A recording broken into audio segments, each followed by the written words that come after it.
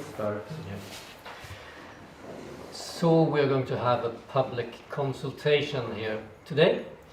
So first, like Alex said, I want just to say a few words about what is a philosophical consultation. So a philosophical consultation is usually that you come to a philosopher. It's usually a one-on-one dialogue. So you come to a philosopher because you have something you want to talk about. You have some issue you want to discuss. And it's often, of course, personal, it's often existential, has to do with yourself, your own life, something you're worrying about, or something that concerns you, some issue you have.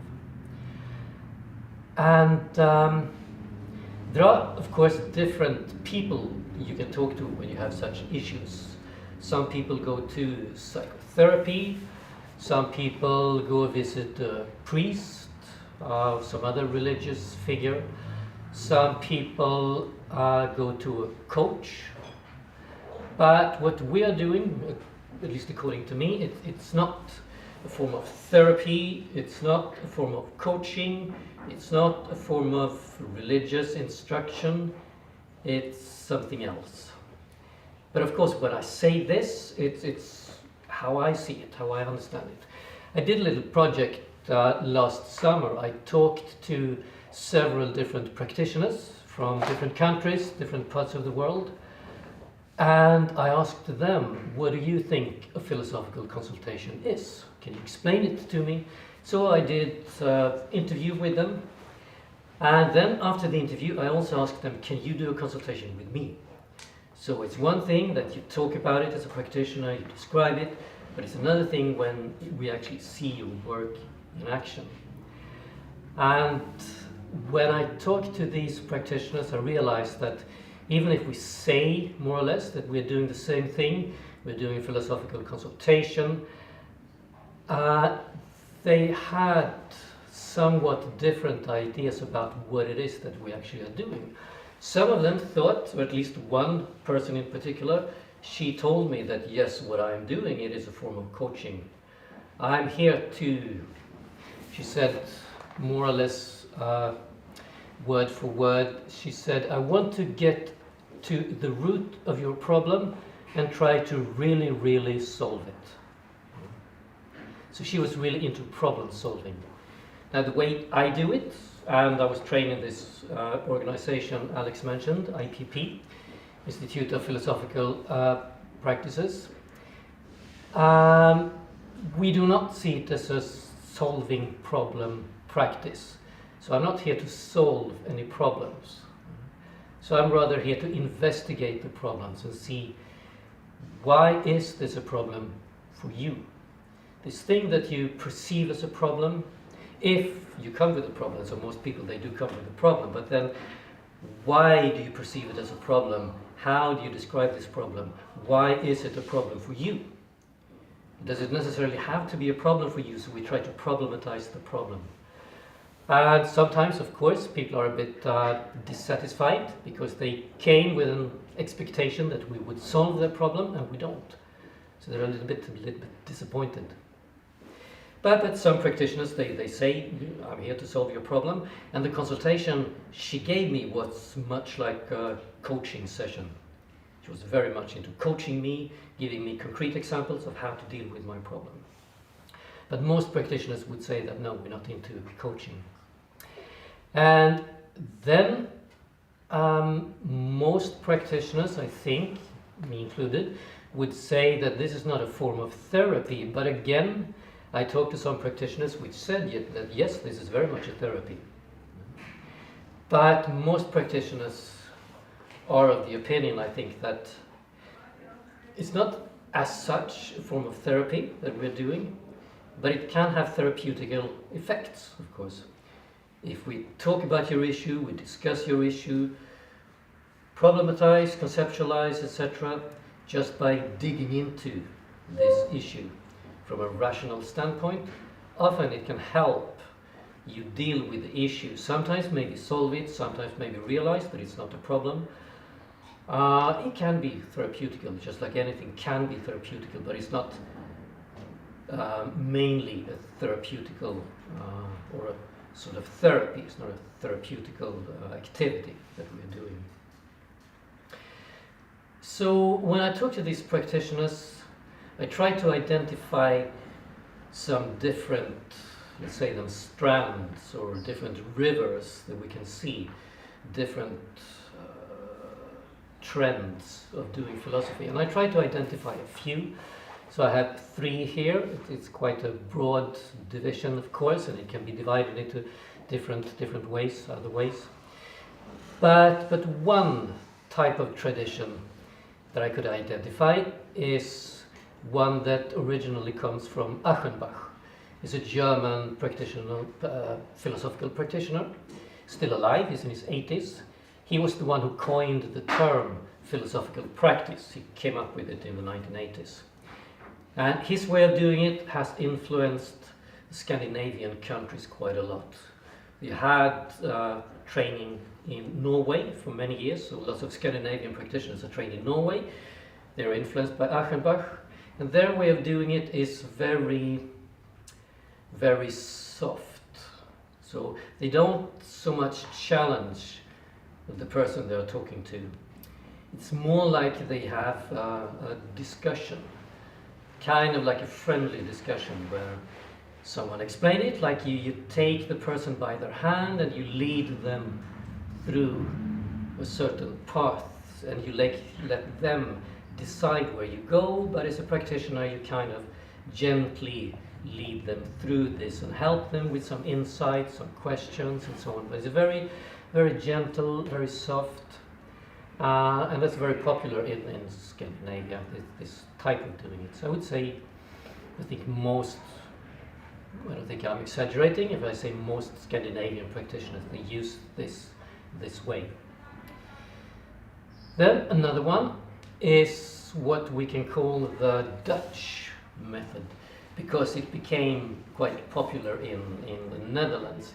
Inspired by Nelson, Leonard Nelson, who was German but still popular in Holland, Netherlands, originally, and that one is more logic based, so it works more with the language. So we listen to what you're saying, focus on the words you're using, help you conceptualize, help you see contradictions in what you're saying, checking if the different concepts you use are the same or are they different, how do they relate to each other, shall we exchange them for other concepts. It's very language based, very logic based, and the way we are doing it in IPP is we have taken a lot from this. We work a lot with language, not only, but we work a lot on language and how you express yourself.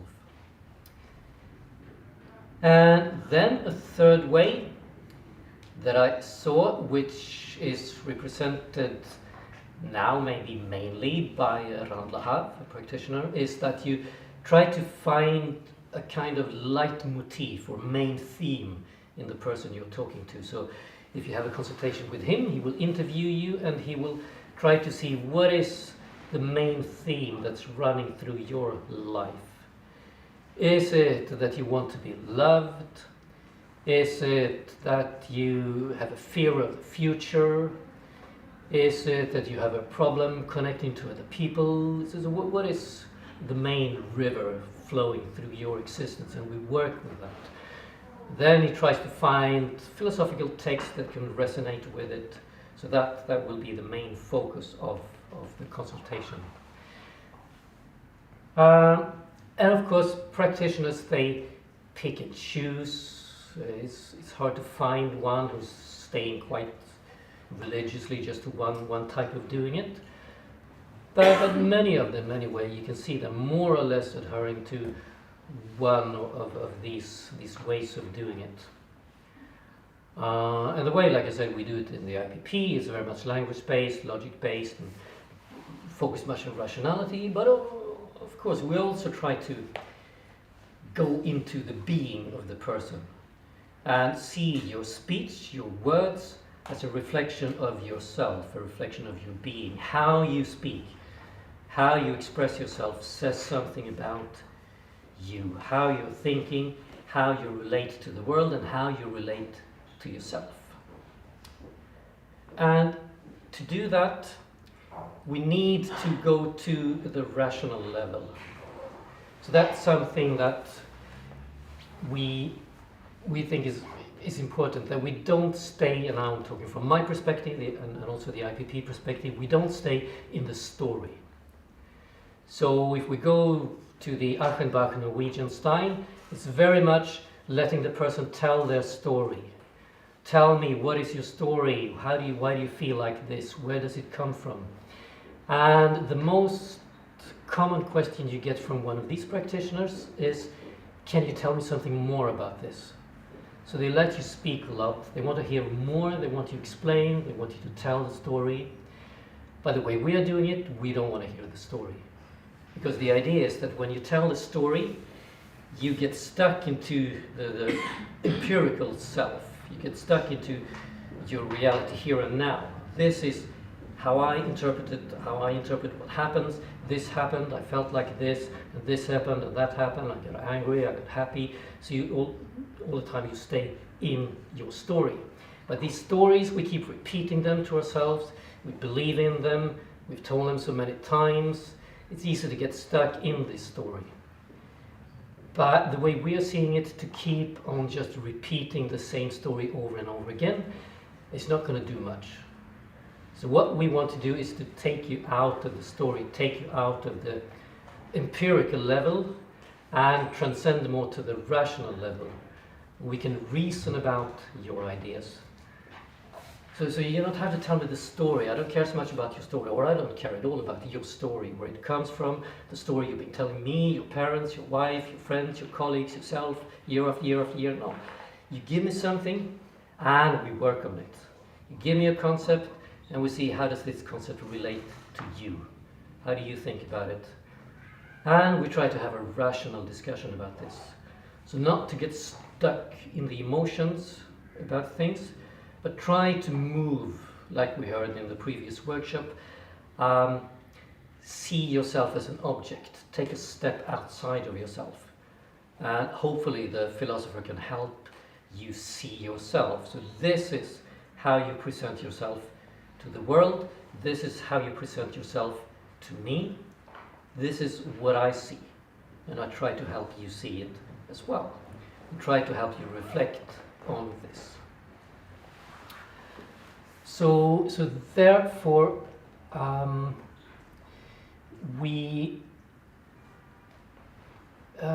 let's say this is one of the reasons that many people think this is aggressive. I've heard this quite a lot.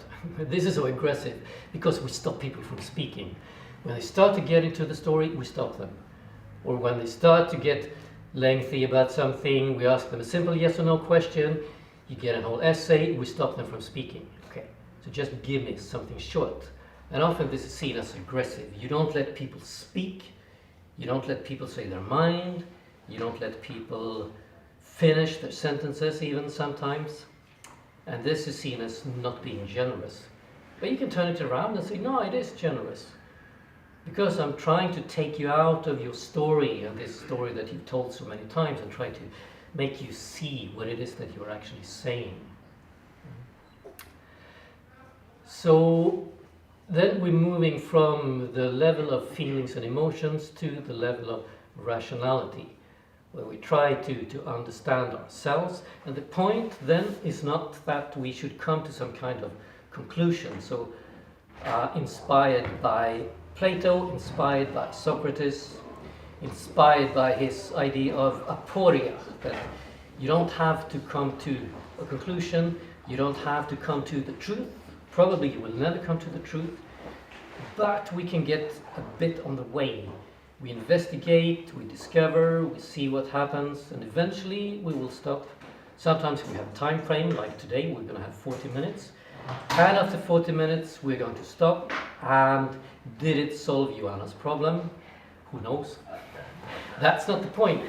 I don't care so much if it solved your problem or not, but we investigated, hopefully, her problem. If she got a solution, okay, fine, that's for her, not for me. Was it therapeutical for her?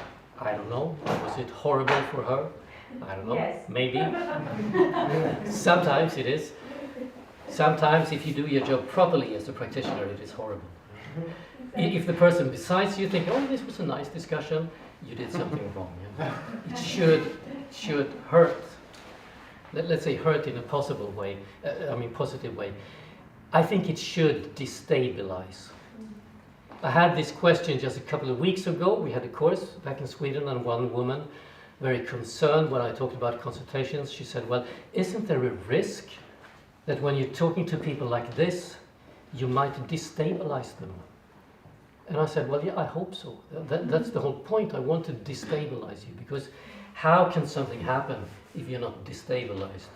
If you're just comfortable, you can tell your story, we have a nice little discussion. I don't think, okay, anything can happen, but I don't think it's so likely that you will reconsider yourself, your problems, your issues, your ideas. I think it's more likely if you have some kind of destabilizing element in it. Where you can, I'm going to use a very lofty, grand word now, but Kant talks about the sublime. You can have a sublime feeling, which is something which goes beyond good and evil. It's not moral. A sublime feeling is something where you stand in front of, if you want to talk with Nietzsche, you stand in front of the abyss and you see the abyss staring back at you. And it can be a destabilizing, shaking, difficult feeling.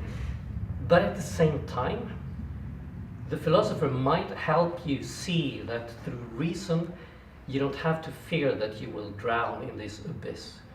Through reason, you can surpass your empirical self. Through reason, you can surpass your feelings, your emotion, because your reason is much bigger than this. Your rationality is much bigger than this. It can go beyond the just empirical material reality. So that doesn't mean that a sublime feeling always takes place in consultation, but it can do it. And I think if it will happen, it needs to first be a sort of destabilizing experience. It cannot be too safe.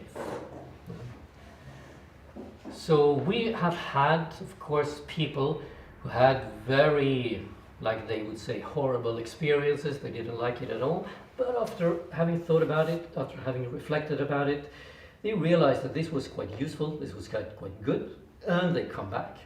Maybe not for the same horrible experience, but they realized there was something good in what we are doing, so they're coming back. And of course, some people, they don't like it. But here I think it's important as well, as a practitioner, not to be too concerned about whether the person will like it or not, whether they will come back or not. So the way we do it, we don't have a series of consultations where we expect them to come back for 5, 10, 15 times. Often we just have one. So it doesn't matter so much if they think they should come back or not. So hopefully this one session gave them something. And one more thing is the word psychology. Sometimes we hear from people that what you're doing is just psychology. And I would say there is a psychological element in it, because psychology was always part of philosophy until the late 19th century, where psychology broke off, became its own discipline. But it is an element of psychology in it, of course, because we work with the person. But we are trying not to psychologizing the person in front of us, but having a rational discussion about the person. But of course it goes into their feeling, and it will be emotional. But it's not mainly a psychological activity either. So I think I'll stop there.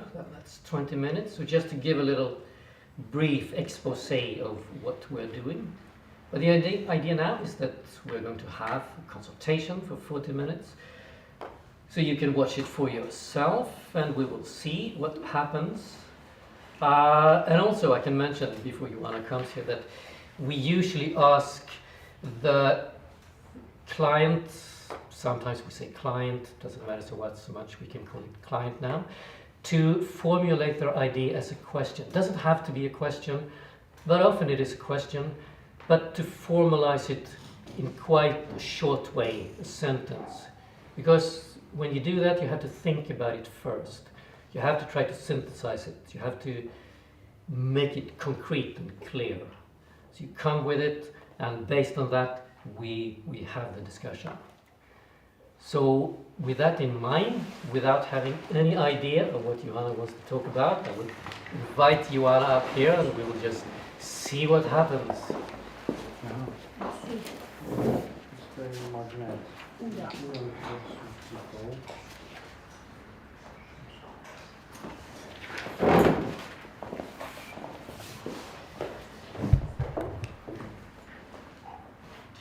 Okay. So, Johanna, what do you want to talk about today? Why is fear so dominant in my life? Why is fear so dominant in my life? Just write it down because my memory is not so good. But why is fear So dominant. so dominant in my life? Yeah. So just based on this question, why is fear so dominant in my life? I will ask you to just try to conceptualize it. I think a person who asks such a question, what can we call her? We have a word, a concept for such a person. What's the opposite of brave in English? Coward. Coward, yeah.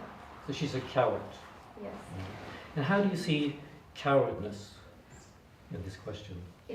It disgusts me. Yeah, but now I just want to see how Yeah. do you see it?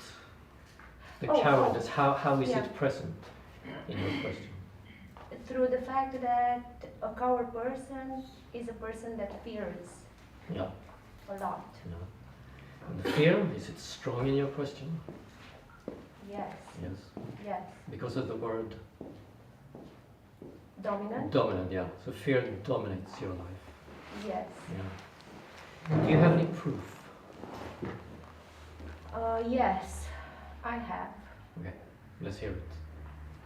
I was in a hospital, I had a surgery, something normal happened, Yeah. but for me it was, I was thinking I was dying. But actually it was something normal, so I exaggerated. And you knew at the moment that it was normal? No. You didn't know that it was normal? No. Okay, so this exaggeration, could it have been rational in the moment when you didn't know what the problem was? Yes. Okay. Yeah. It was what were weak evidence. A weak one, yeah. Because anyone who hears something Yes. from the doctor and they don't know if it's serious or not, they would tend to think that maybe Yeah. it's dangerous. I have another example. Yeah. I'm afraid of dying, so I started taking a lot of supplements. Like, I have a big box full Yeah. of supplements because Because if you take them, you're not going to yeah, die. I'm gonna be healthy and yeah, You'll live forever. yeah. Yeah. I'm lying to myself that I can live forever. Yes, I think that's obvious, but okay. We have two. Let's be generous. Let's say that we have two. Let's take a third one. You have a third evidence that fear is dominating your life. Oh, the same, the fear of dying. It made me do a lot of sports, like till the point that I hurt myself. Yeah, but that's kind of the same. Yeah. Fear of dying, taking supplements, doing sports. But do you have another one? Yes, I am so much afraid of being alone that I fake being a nice person or You're really a bitch, yeah, but you fake being a nice person. yeah, I can be a bitch, Okay. but I fake a lot, yeah, in You order fake it. to gather people around me. Yeah. Will you fake niceness now in our conversation? Will you be bitchy, just so I know? I would like to be bitchy, yeah, give me a reason. Do it. It'll be good for the camera, good for the audience. We want some drama. Yeah. Okay, so you're a coward. Yeah. Okay. Or maybe let's- it's just a story I'm telling. Maybe I found out that I'm a victim, so Yeah. maybe I'm not Yeah, sure well, anymore. So. maybe. But so far you have portrayed yourself as a coward. Yes. Yes. Right. All right. Okay. So let's look at this. You're afraid of getting sick. Right. You're afraid of dying. Right. And would you say these two, sick and dying, they are connected? Yes, very much right. How? If you get sick, there are higher chances for you to die. Yeah. Mm. All right. Mm. So when you fear that you're getting sick, you're also afraid that you will die. Yes. And then you're afraid of loneliness. Yes. Is that also connected to dying? Yes. How? In my imagination, when you die, you are alone in a blank space, in a void. Okay. So what is it you really fear here? To be alone or to die? Phew. To be alone. To be alone. All right. Yes. So to be alone is worse than to die. Yes. Yes. Mhm. Yeah. So imagine we were talking about the movie Odyssey before, and they had the idea that when you die, you get to Hades, and there you Yeah. won't be alone. There will be lots of people there. Mhm. So if you had a choice, die and go to Hades with all the people, or live alone, which one would you pick? Die. Die. And go with the people. Or is the loneliness that's Mhm. the main thing. Yes. Right. And you're afraid of dying because when you die you will be lonely. Yes. No more people. Sorry. No more people. Only Yes. Joanna. Mhm. Yeah. Yeah. Yeah. Or So not what? even Joanna. Not even Joanna. Yes. Why? Why not? Because I will not be this anymore. Okay. So it's such a void. I will be so alone, not even with myself. Not even with yourself. Yes. Does that make sense? Logically? In this No. scenario that you showed here, do you exist in some form or you don't even exist? I have to in order to acknowledge that I'm alone. Yeah, indeed. Right. So there is a Joanna. Right. Yeah. Oh. So you're alone with yourself, Right. even in this scenario. Mhm. So the worst thing that Joanna can imagine Yeah. is a Joanna With me. alone with herself, no one else. So what is so bad about Joanna that you don't want to be Oh, alone with Jesus. her? Because if your worst fear, worse even than dying, is to have to be alone with yourself, there must be some problem with you. Yeah. Yeah. What? Many. I could say many, but I Yeah, would but just fake it. I would just give- fake it. Yeah. No, don't fake it. But give the worst quality. The worst quality. Or the main reason. Why don't you like yourself? Oh. I'm empty. You're empty. Yes. Okay, Joanna is empty. Yes. And what's the problem? What's wrong with emptiness?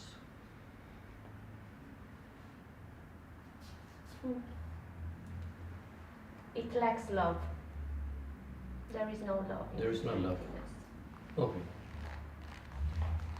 And there is no nothing in emptiness. But Nothing, right. love is the main thing that you have a No. problem with. There is no love in emptiness. No. Or is there something else? No. The fact that there is nothing, the nothingness, Yeah. is the problem. Yeah, well, emptiness is nothingness, but why is it a problem that there is nothing? You gave me one reason, there is no love, no? Right. And then you took it back, but you want to keep Yeah. love or you have something No, else? I don't somewhere? know. There is something else. Yeah. The problem with emptiness, with the void,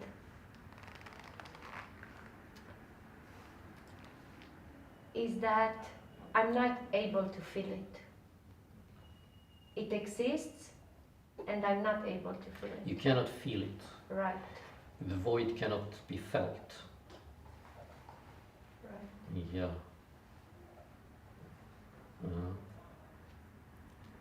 But here I have a logical problem. Okay. You see one? No. Sorry. You If I see see- something fishy, something strange here, or if you don't, just say so. I don't. But yeah, I don't. Okay. So in this loneliness, which is emptiness, Right. there are no feelings. Oh, Correct? right. But if there are no Mhm. feelings, Right. what does it care? What do you care about being lonely? You cannot feel bad about being lonely because you have no feelings. Right. Feelings It don't seems exist. that there are feelings. Yeah, well, in your description from the beginning, you fear loneliness so much Yeah.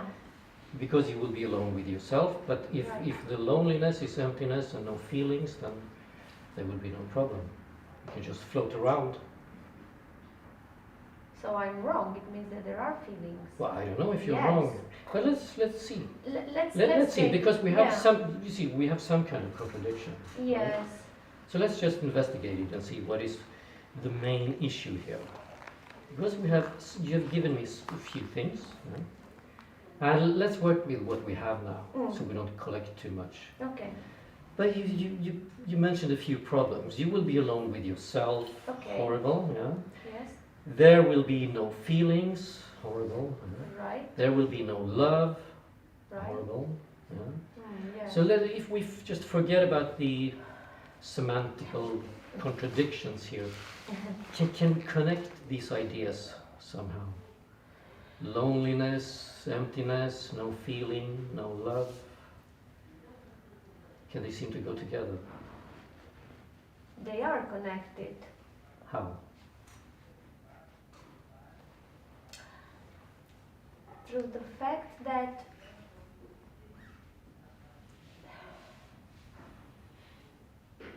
That? in the end, yes, there is no love. There is no love. Mm. Yeah. Okay, so that's, Yeah. would you say, the main issue? Yes. There is no love. Mm. Okay. Yes. So in Joanna, there is no love. Right. Right. Mm. That's why you don't want to be alone with yourself. That's why you don't love yourself. Because in Correct. Joanna, there is no love. Right. Yes. Mm. Is that why you fake being friendly? Yes. Mhm. Mhm. I bake a lot. Yeah. And make the connection. Why do you fake being friendly if you have no love in you? So that maybe I can be filled by the others. Maybe the others love me. So the others love you, yeah. Mhm. Because what you cannot give yourself, you want others to give Yes. you. Right. Yeah. Right. Yeah. And do they? Do they give you love?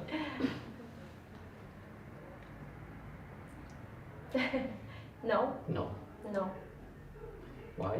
Because they see through your scheme? Mm.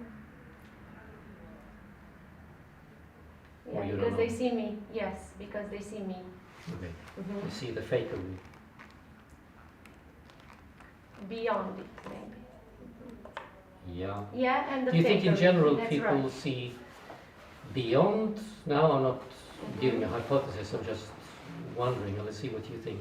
In general, do you think people more see the image you project, or do you think people in general more see beyond the image what is beyond it? In general, the image. Okay. Yes. And you think they believe the nice image, or they think it's fake? Now it's a contradiction. Yeah, they see the image, but I said before that they see the real me. Yeah. So, Well, not okay. necessarily. Let's say they see the image and they think Yes. this is fake. Doesn't mean Yes, that they right, see the real you, right. but they have an Mhm. intuition that this is not for real. Right, right. I don't see something real here. Intuition is good. Yeah, Yeah. they have the intuition that you're fake. Something is fake. Right. Yeah. Mm. So,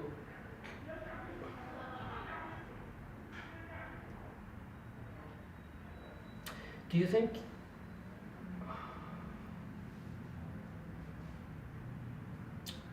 Do you think you can?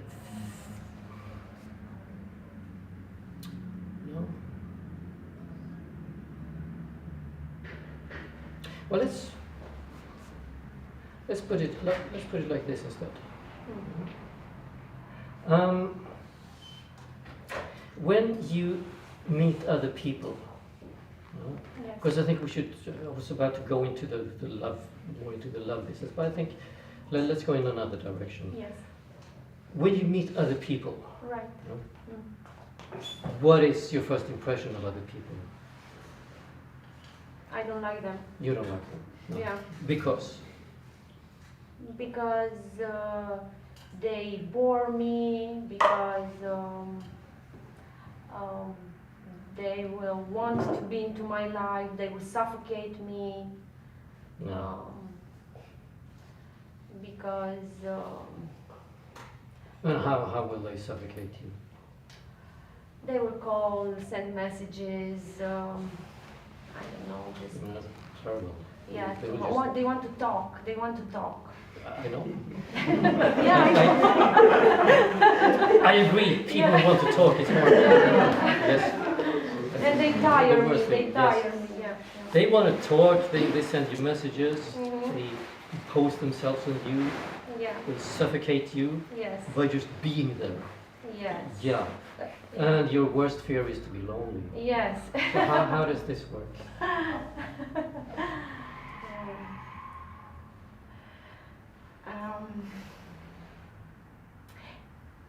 It works that it's enough one person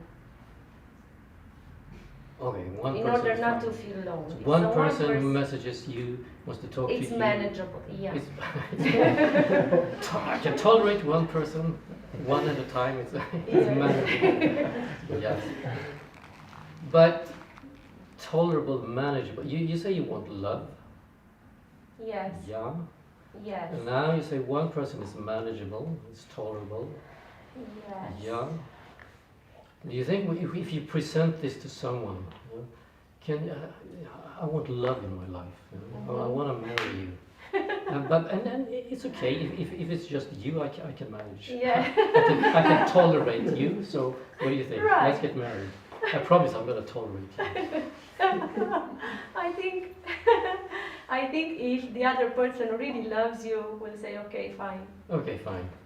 I love you, Anna, so much. I know she doesn't You love can me. tolerate me. She doesn't love me, but she tolerates me. So Yeah. that's fine. Yeah. Yeah. I can't love. No, Okay. you cannot love. I can't love. No.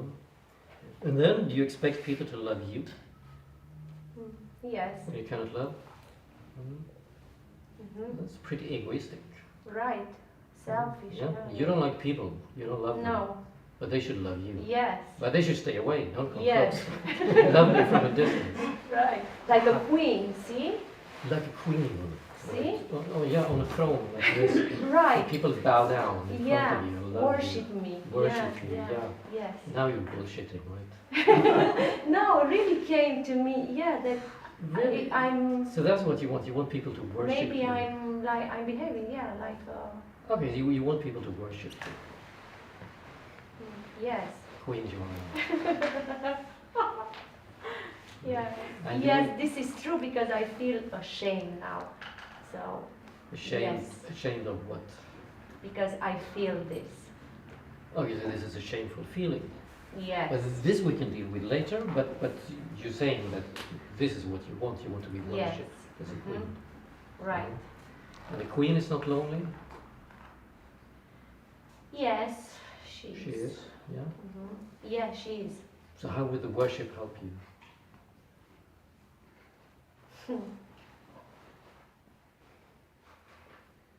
In no way. Sorry? In no in no way. In No, no way. in no way. Right. And also you're ashamed of this feeling of wanting to be worshipped? Yes. Yes. Why? Because it's not morally accepted. It's morally accepted? I'm a virtuous person. No. But you care about morals? Yes. You do.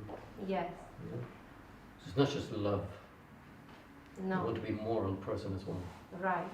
Yeah. Mhm. And that goes well together with thinking other people are crap. I don't like that. Stay away from me. But you see the funny function in here, that what you want, the way you think I should be, goes contrary to what you present as yourself. Right. You say, I want to have love, I want to be loved, I Mm-hmm. want to be a moral person, Mm-hmm. but I don't like other people. But I'm not moral. No, get away from me. Don't Yes. suffocate me with your words. Don't come close to me. Mhm. That's right. Yeah. So why do you want to be moral? Let's start with this. Why do you want to be moral? Why is that important? Because it's said that it's good to be moral. Who said And this? it feels good. Who says it? The society, the world I grew up in. And Okay, it so also feels good for me. One Okay, thing okay. at a time. Okay, so Yeah, society says that you should be moral, right, and therefore you think you should be moral. right. And you care a lot about what society says? Yes, You it seems, yes, I do. do. In general, you do. Mm-hmm. Okay. Yes, So I do. society comes and says, Joanna, you should be moral. You think, okay, I should be moral. Right, Did you question this idea, or you didn't question it? I haven't. You haven't. I haven't, no. No. Mm-mm. You generally Stupid. question ideas, or no? No. You don't. I You just don't. take them. I take them. Yeah. Wherever they come from. From society. Not really, no, whatever, but I don't have a clear selection. It's more like,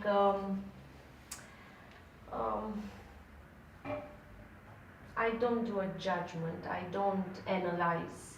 I just know that I'm in a bubble, and for that bubble, this is good. Mm. But generally, no, I don't Okay.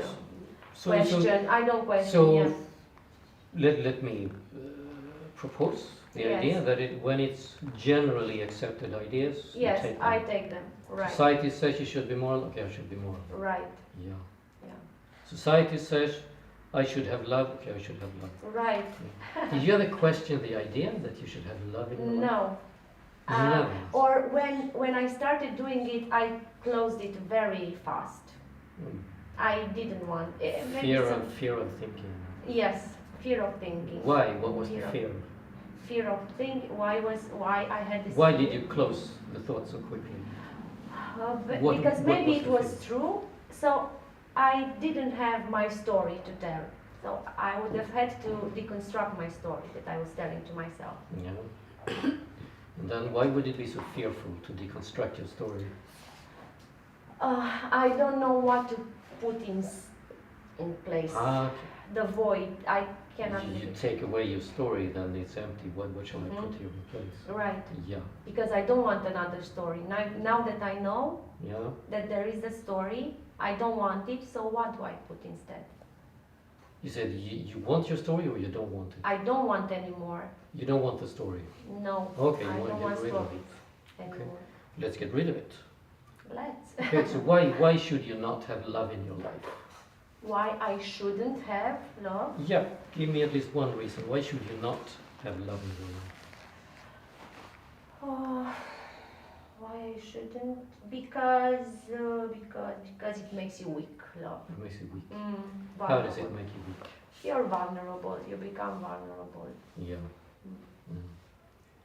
The queen cannot be vulnerable, right? Mm.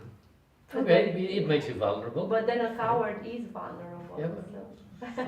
But let's see, do you have another reason For love, not to have for love, love in not my to life. be in your life? You have to cook, to clean, to perform all okay. these actions. I associate love with So a the relationship. love for you is cooking, cleaning, taking Right, care of the house, services, cooking. right. Yeah. Is that Joanna? Is that Romanian? I don't know. Yes. Which one? Ioana. Is it Joanna love or Romanian love? Cook, clean, Oh, take care okay. Now that you are asking me, I never question I what know you kind don't of question. love I want. No, but okay, but let's. Okay. I don't want this Romanian No, love. now you're jumping. Let's just Okay, stay okay. in the story. Okay. I know it's a silly question, but still, No. let's just indulge me. Yes, yes. Love as cooking, cleaning, No. taking care of the husband. No. Is it your idea of love or is it a Romanian idea? Romanian. Is it Romanian? Okay. Right. Society's idea of Society. love that you just took, you didn't question. Right. Mm-hmm. Yeah. Right. So when you have love in your life, you are vulnerable. Mm-hmm. You And have you to have to perform cook. multiple tasks. clean Mm-hmm. and perform multiple tasks. Mm-hmm. I'm not going to ask which tasks you have to perform, but we have to. We have cook and clean. Do we have a third hypothesis why you should not have love in your life?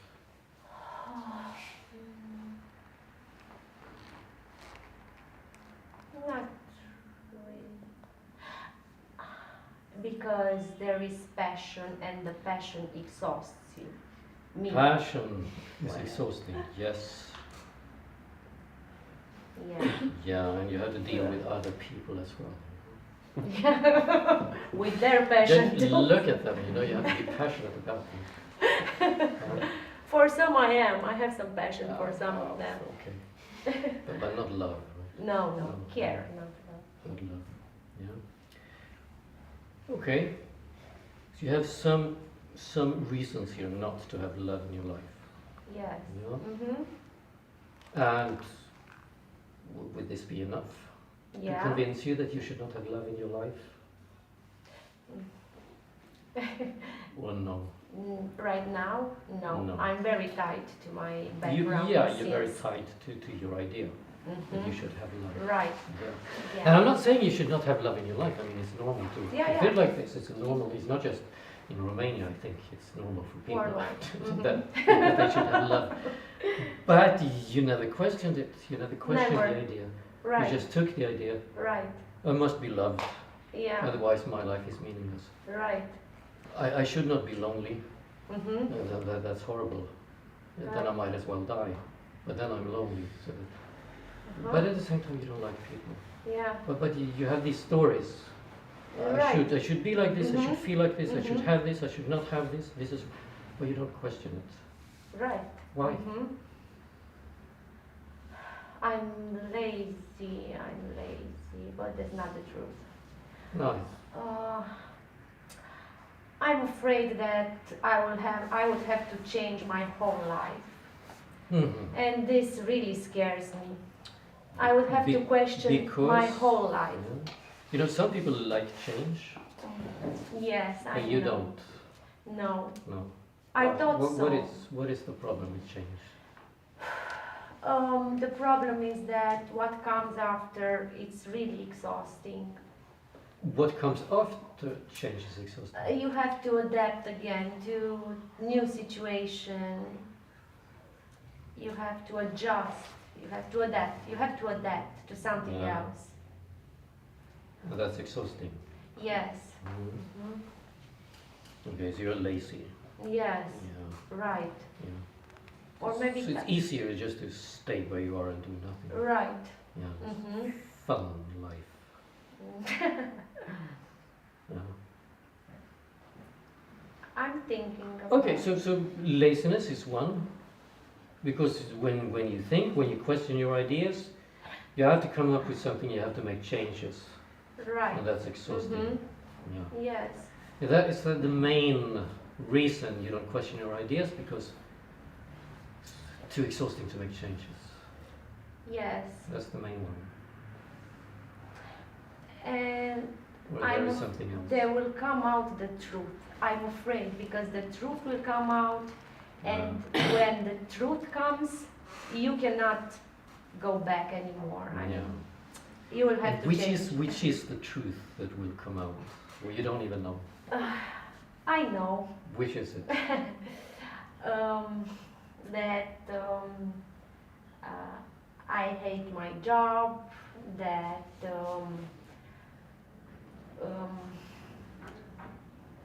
I don't hate being alone, and I would like to try to be alone.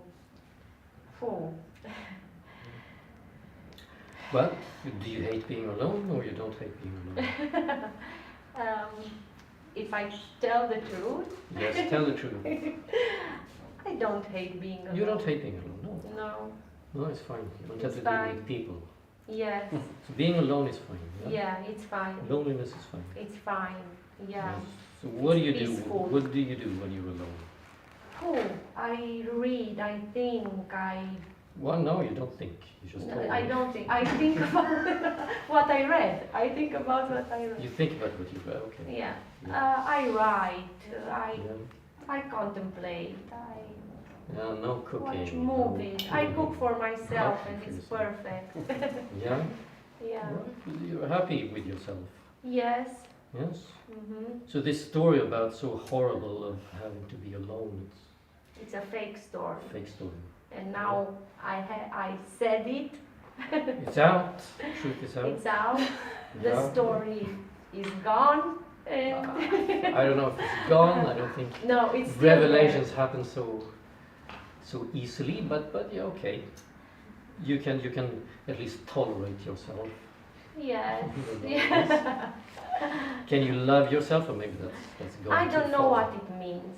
I don't know what it means. I don't know what love means. I don't Okay. know. I have So, no so that's idea. funny. You talk so much about Yeah. love. I should have love. Yeah, It's so important to have love. I Yes. have no love. It's horrible. I must have love. What is Yeah. love? I don't know. I don't know. But This is the truth. I don't know what it is, but I should have it. Because they say so. Because yeah, Everybody says so. they say so. You Yeah, must have yeah, love. you say so. Yeah. Yeah. But can you tell them? No. Fuck love. I don't Fuck want it. love. I don't want. I just want to What do you want? peace. I want peace. I want peace. Peace, Yes. silence. Yes, I know you're lazy, Yes. so that goes well together. I want peace. I want silence. Leave me alone. My dogs. I just want my dogs to sleep Yeah. in the bed with my dogs. Yes. Yeah. Okay. Fine. So we're gonna stop here a few minutes. Yeah. So what did you think about our conversation? I loved it. Why? I don't believe you because you don't know what love is. All right, you're right. Fuck. I said a lie. Yeah. Yes. No problem. Well, I don't know. But it But was okay. pleasant. It was pleasant. It was pleasant Yes, I'm sorry For to two hear that. reasons. for two reasons, and I want to say it. I want to say it, so I insist on it. Because the first time when we did it online, it was really painful. Yeah. So I was expecting pain, Mhm. and instead it was really pleasant. And secondly, So I didn't do my job properly. or maybe I did my job, or maybe pain. since then I did some job Yeah. properly. Okay, second reason. Second reason is that using logic and my own words and my own logic, you made me inquiry my life, my present life. And this is really pleasant Mhm. because you helped me. So I was lazy, maybe. Not maybe, you were. Yeah. So Okay. I was lazy, and you provided a lot of help in order for me to inquire myself and to find some truths about myself. Mhm. So it's pleasant to find truths about myself. Okay, so it's pleasant to question Yes, yourself. yes, But you very. moved very quickly from this horrible fear of questioning yourself. Yeah. Now you say it's pleasant to question yourself. Yeah, why? Yeah, you're Why? I'm asking you. I'm being lazy. Or are you Yeah. trying to just be pleasant? No, I'm not. It was really pleasant for me. I like to inquire myself, but I started only since I started coming to the workshops here. Mm. So it's a 2 months process. Yeah. And you are how old? I'm 43 years old. 43. So for 43 years minus 2 months, Yes. you never questioned your life. More or less, less than more. Yeah, yes. Yeah, less than more. Yeah. Yes. And since I came here, I started asking questions and I started conversations with myself. And does it need some energy to ask questions or to question your Yes. life? It does. Mhm, it does, yeah. It will cause problems for the lazy side of Joanna, who just wants to have a peaceful life. Yeah. Yes, you're right. So which side do you think is going to win? Lazy Johanna No. at home with the dogs and No, the books, or the the philosophical Johanna? brave one. The brave one, Mm. yeah. The philosophical one. You think so? Yeah, because I love philosophy. It's sorry. Sorry. For someone who doesn't love it, you love lots of things. Yes, right. Mm. Right. It is just one of these words you throw around. I love it. I Right. love philosophy. I love this. I love that. Maybe it's more like that. I just throw these words. Yeah. Or I throw a lot of words. Maybe. You use another one Yeah. for philosophy. Not love, Ah. but what I'm is passionate philosophy? about it. I'm passionate about You're passionate about it. it. Right. Mhm. And name me, give me one thing about philosophy that makes you passionate. It allows me asking questions, all the questions. It allows you. Yeah. Right. Before this, I was not you allowed. were not allowed by yourself or anyone else to ask questions, Right. but now you're allowed. Mm-hmm. Yeah. Yes. Okay. What's the biggest question you asked during these 2 months? if if I can learn how to think properly. Form it as a question. Are there any tools that I can use to think properly? Okay, that's the main question you asked. Mhm. Yeah. And what is No, thinking? I'm lying. No, they Yeah. do not. I'm lying. There were so many.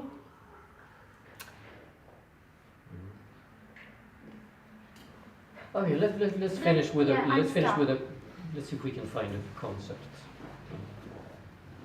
I know it can be tricky, but you think about philosophy, what it has given you, and if you can Concept. put it in one word, what would Yes. it be? Meaning. Meaning. Okay. Right. So before you had no meaning, Right. but here Yes. you find some meaning. Yes. Yeah. Yes. Okay. That's right. Mhm. So we'll stop here. Yeah. Okay. Thank you.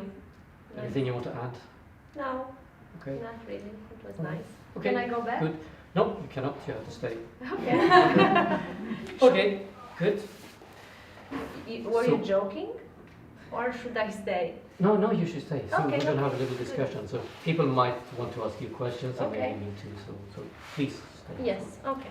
Yeah, so we leave it to the room if anyone wants to ask questions, and just to not questions about the content or continue question, but about the process, what happened in the discussion, the format, or things like that, more of a meta level. But Anna, you have a question. I'm curious how, if you have ever had experience with normal therapy, how does it feel Yes. different to that? I did.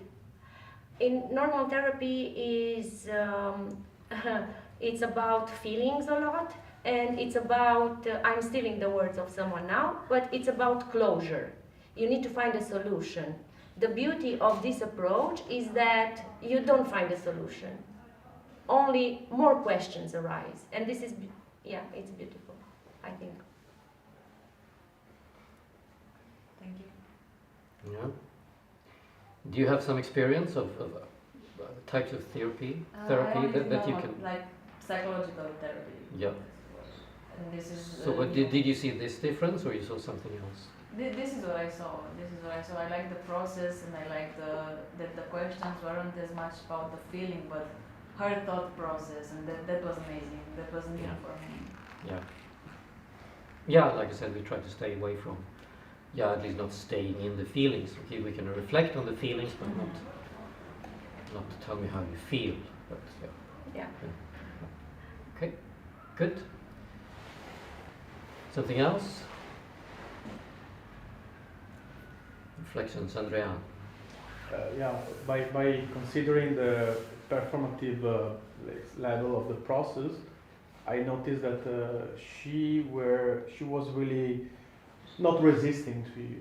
She was following your questions, and at the same time she was changing positions very easily in a way. Yeah, it strikes me that at the beginning she said that she couldn't bear loneliness, And at the end, we found out that she's fine. She's happy with being alone and cook for herself, Yeah. sleeping with the dogs. She's happy. At the beginning, she seemed intolerant with other people and herself. And at the end, no. So I was wondering why she was so non-resisting. Because sometimes not being resisting at all can be a subtle way to resist Yeah. the consultation. Yeah. To avoid the tension by just Yeah. getting along with it. And an hypothesis I have is that I think could be a sign of lack of engagement. Yeah. I think what a problem in her life and this consultation as well is that she has hard time to engage, to stick in a position, to maintain a position in time. Like if she had all the time the need to escape, not to remain there. But that's just an impression I had. I don't know if you have. Yeah, I think it makes sense. And it goes along with this non-thinking, non-questioning, not To be passive with taking other a bit- ideas. yeah.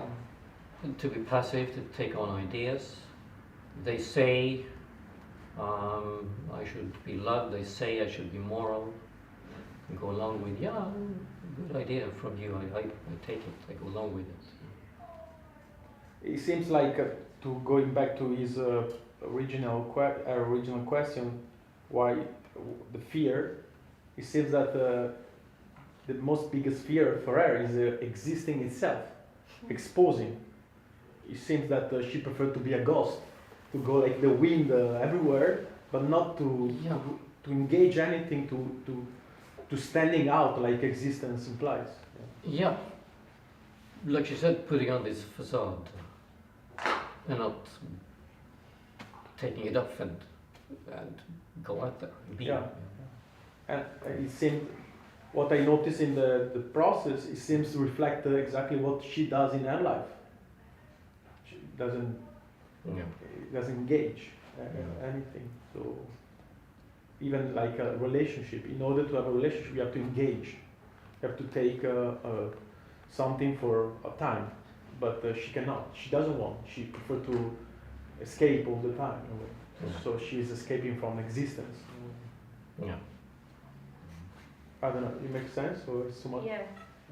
But now I'm afraid to say yes because But you are coward. I'm not resisting, so. But you are coward, so it's okay. You have to be afraid. Yeah. Yeah, makes sense. Makes sense. Mm.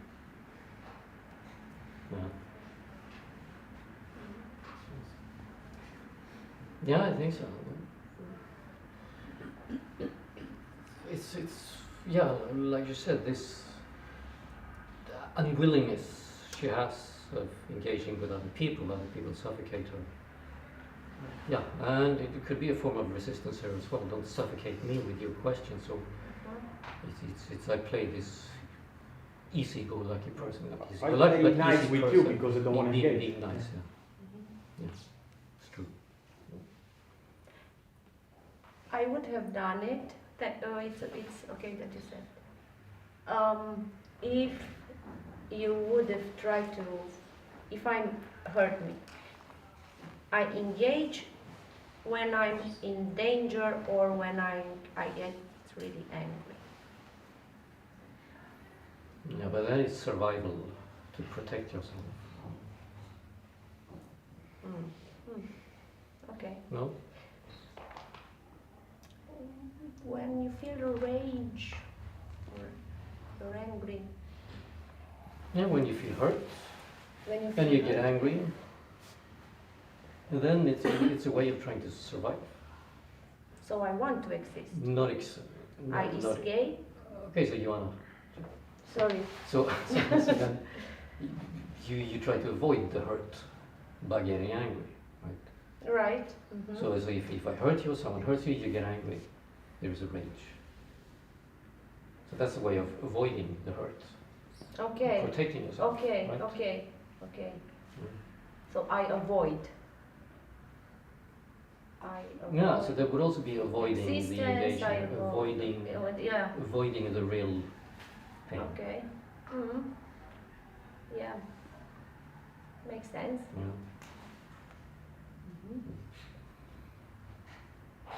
Mm-hmm. So yes, Alexandra. Yes, I just have some observations. So the way you mirror with her own words the logical contradiction, and in the same time observing how your talking was all the time embodied in some bodily, non-verbal language, feelings, so you can't separate feelings, symptoms of the body from talking. These feelings, for instance, fear and anger, and I see anger as a secondary feeling of fear or anxiety better, because fear is fear with an object, while anxiety is without an object. And my question is,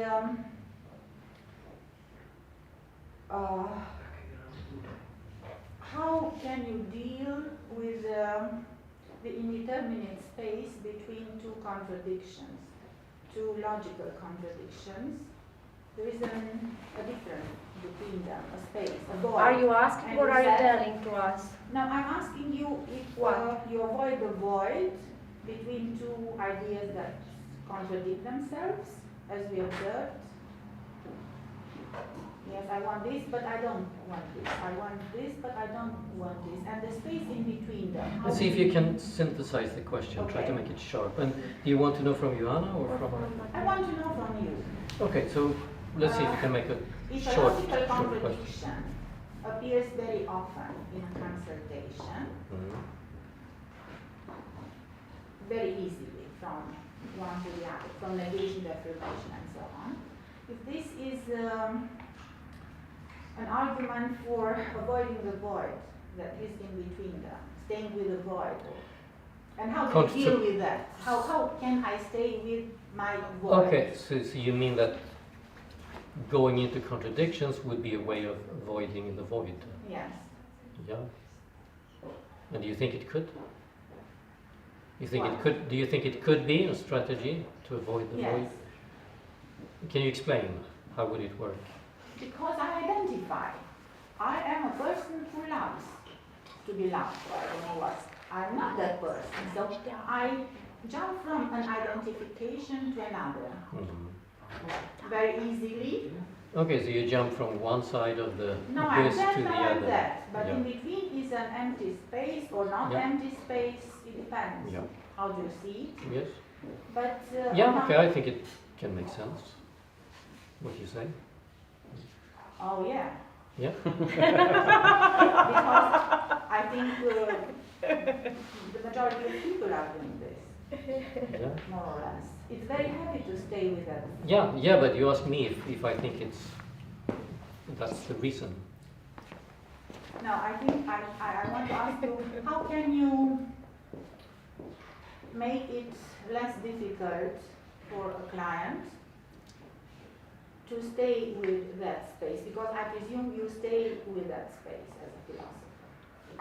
I don't know if I want to make it less difficult to Okay. stay with the space, but maybe accept the space or acknowledge the space Okay. that it's there instead of escaping it through contradictions or something else, but see it. Because she was mentioning very often, I'm tired, I want peace. But maybe in that space is the peace. And this all the time, right, left is making you tired. I don't know. I'm talking about me now. Yeah, It makes Yeah. me tired. we usually are talking about ourselves. Yeah. So, yes. So for me, Yeah. staying with that space. Yeah, okay, but let's Okay. so we don't go into too much of a explanation here, but yes, like you said, the idea is not to make it easier, but to accept it for what it is, that it is there. If you can make her see that you're skipping from one side of the abyss to the other because you don't want to see it, then okay, fine. Then if you want to deal with it and you can problematize it and say why is this such a terrible thing? For instance, I have no love. Okay, why? There are people who don't have love and they can live fine lives. It's not impossible. So you can problematize the idea. What for her is and is. But first see it.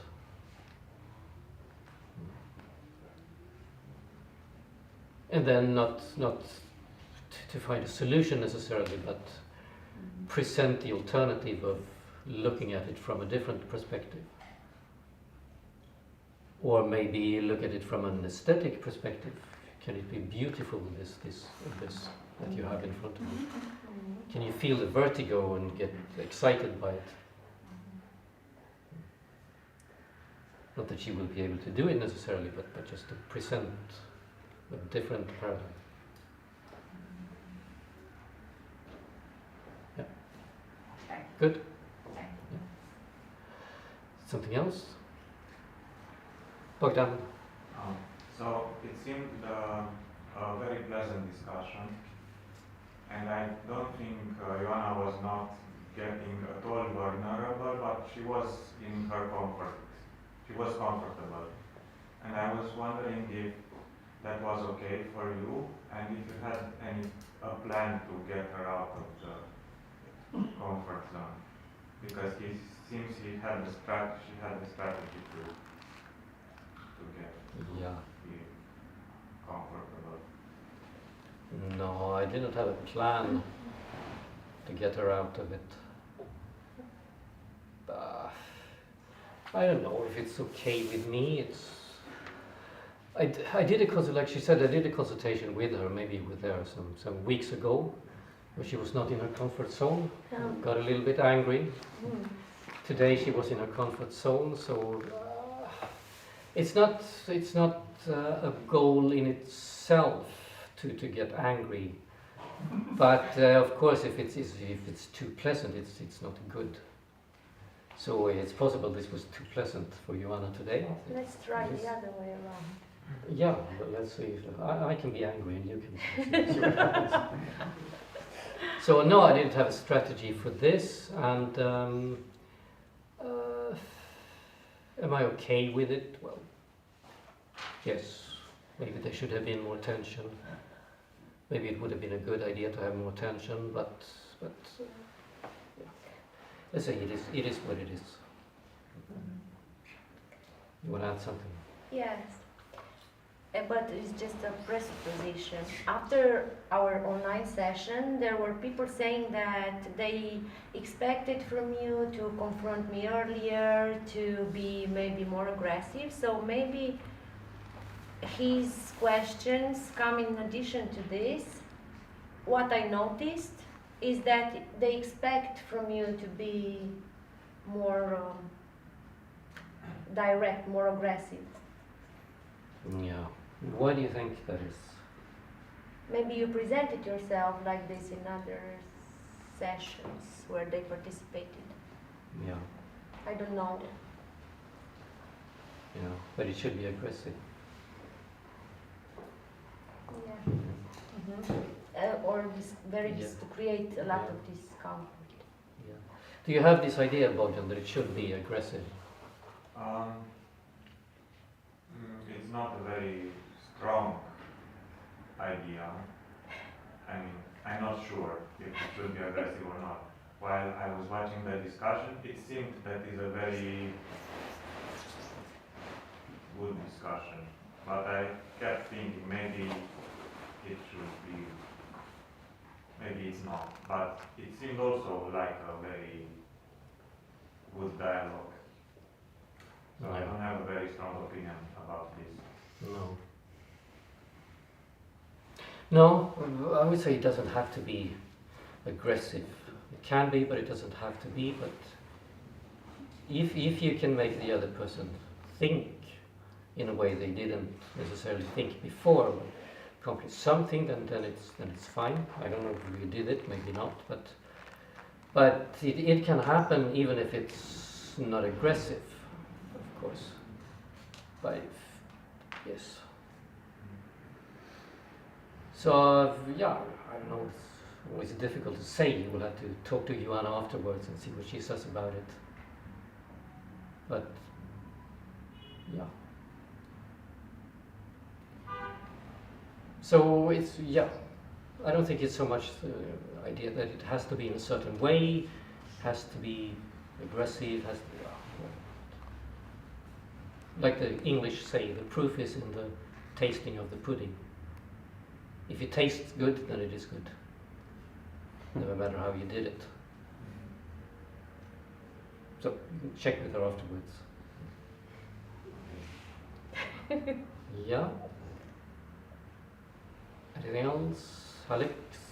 I think you two should be very okay with what you did and how it went, because you did a very rigorous, clear process of mapping what concepts and preoccupations are important for Joanna in her life, and it doesn't have to be sensational and breaking of being suddenly, but a slow process of discovery and articulation of things she didn't think about in this manner.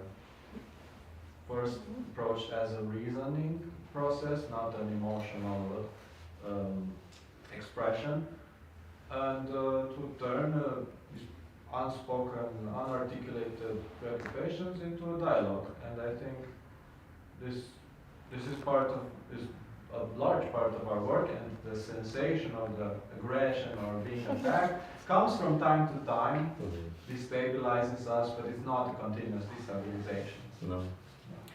If you're lucky, you might show up and you have a big show and people start crying and everything. But Well, yeah, when someone starts not every time. It's a show.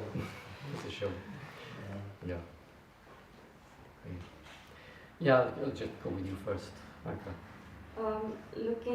Hearing Joanna, how she called herself lazy and not loving and doesn't care about people, it looks like the philosophical dialogue has this role of normalizing being human, because these are all traits that are considered immoral, but we all have in a bit of it.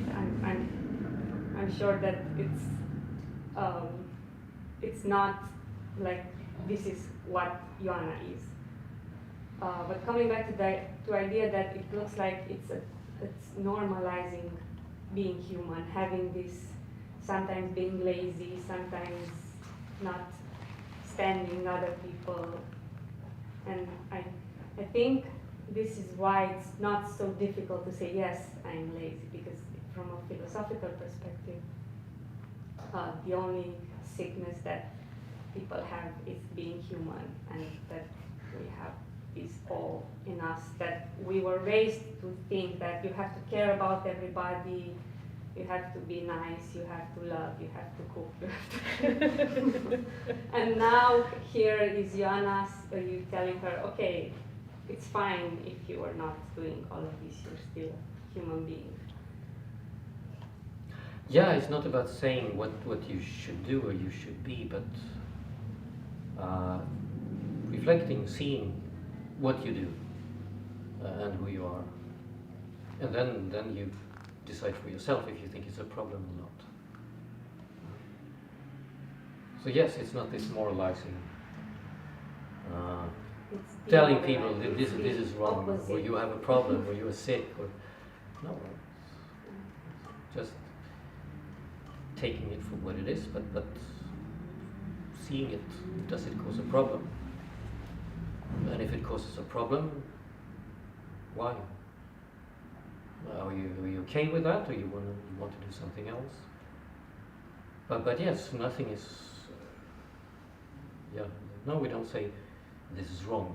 You shouldn't be like this. And even if we say we should reflect, you should know yourself. But if I'm sitting with someone and they don't want to reflect, okay, I can't say to you either, no, that's a disease. You don't want to reflect. You should reflect. If you don't want to reflect, okay. But then maybe reflect on the fact that you don't want to reflect. So it's tricking them to reflect. But yes, no, not moralizing or giving them some idea of what they should be like. Yeah. Good. Yes. I can see the benefits of having this kind of conversation, but kind of worry I have is like it's a bit like talking to a thinking machine. Like I say something and the other person is like a rational robot which identifies contradictions and I don't know. Chat GPT. Yeah. So It's you see a kind problem of with it, old. or I don't know, like when I have conversations with friends, I can ask them their opinion or something. Here it's like, oh no, you just, I ask something and I get a question back. But I don't know. yeah. No, but can you see if you try to see a point with it? Can you see some benefit it might have, as opposed to talking with friends? Here you get a question back, you get problematized. I think the benefit is like somebody's like careful about you making sense and not letting you contradict yourself, because in normal conversation they don't care. But Yeah. nobody's like very careful about these things. But here it's like, okay, you said this, but you said that before, so which one? Yeah. Stuff like that. Yeah, there is. He's Norwegian actually, but still he's a practitioner, and he says, well, he had this idea maybe the misuse of language that we have, we contradict ourselves, we don't speak clearly, and we don't speak clearly, we don't think clearly. Maybe that could be one reason why we have issues, why we have problems, because we're so confused. And if you just let people tell their confused stories without checking it, without pointing out the contradictions, the irrationalities, you're not doing them a service. Or you would actually, his idea, you would actually help them by trying to make them clear their mind, clear their language, see the nonsense they're saying, see the contradictions. If you can solve the contradictions or somehow get around them, help you think clearly, that could be a way to better mental health or whatever, when you're not so confused in your thinking, confused in your language. So that could be one reason that we focus so much on language, because the confused language says something about your confused thinking, your confused ideas. That makes sense. And another question is like, do you have like restrain yourself from, you know, maybe you want to say your opinion but you restrain yourself or something like that as a therapist or whatever? Yeah, well, it depends. Do you have lots of opinions? You yourself? Well, yes. Yes, yes.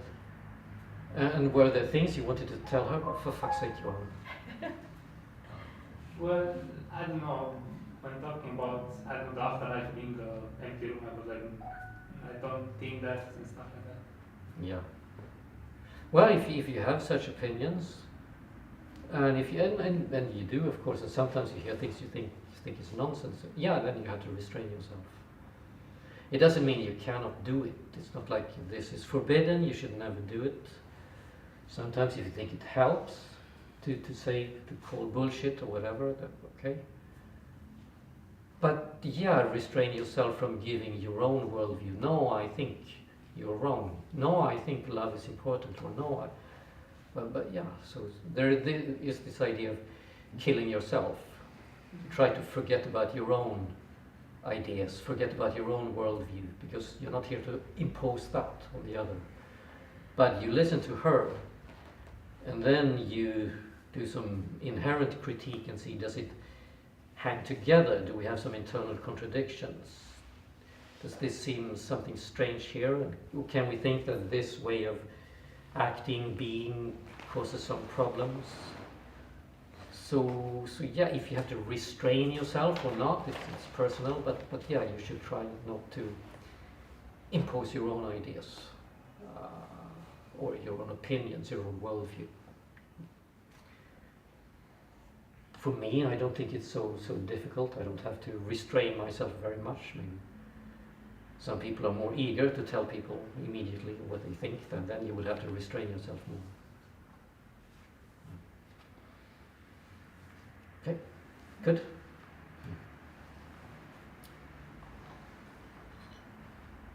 Is there someone else? Yes.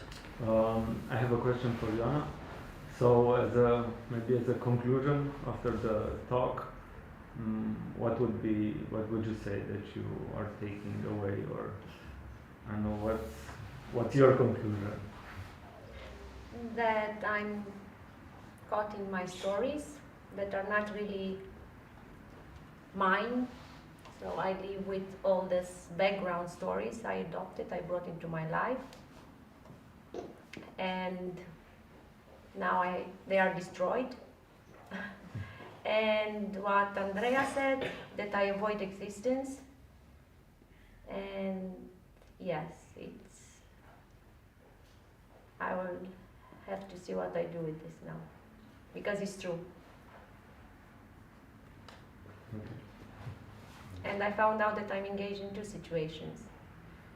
When I'm angry, or I feel rage, so when I'm threatened, but I put myself at stake then, or when what I find out about myself, it's really the truth, the consistent truth.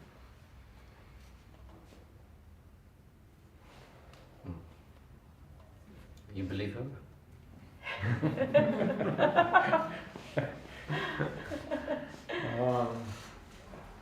Or is she trying to be nice? I guess you need to dig more. You know, I think the subject was actually pretty deep.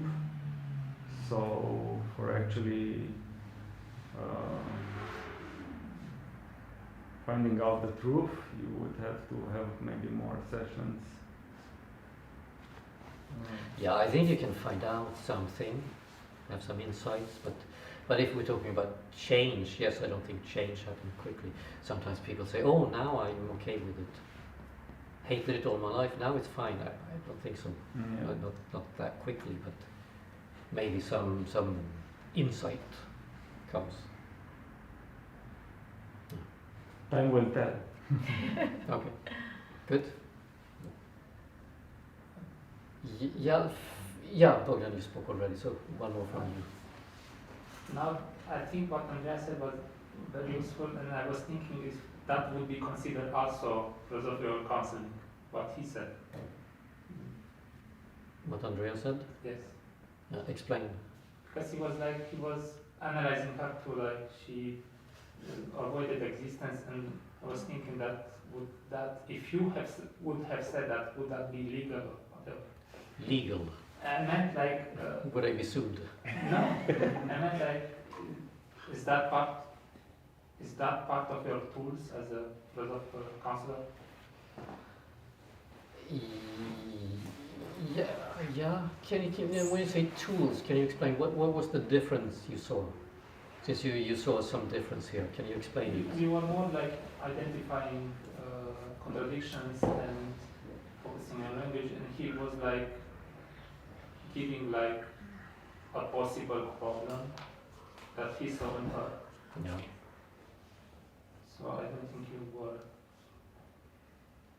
Maybe, but yours were more like you're contradicting yourself. Yeah. Stuff like that. His was a bit opinionated. Yeah, It's but good you- to want to exist. You can do that, of course, if you see something like you did.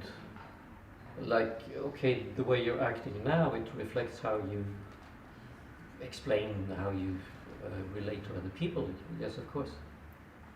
It can be part of the consultation. So it's not illegal. You're allowed. So yes, definitely. Can I say Yeah, something about this? I think it's an interesting issue because it happens often to me that when I'm in a consultation, I'm busy to follow a bit, the content of the person. But then when I look at the consultation from outside, because I recorded, I see more the performative dimension of the consultation. So I think it's easier from outside to take this step back and to have an overview on the consultation.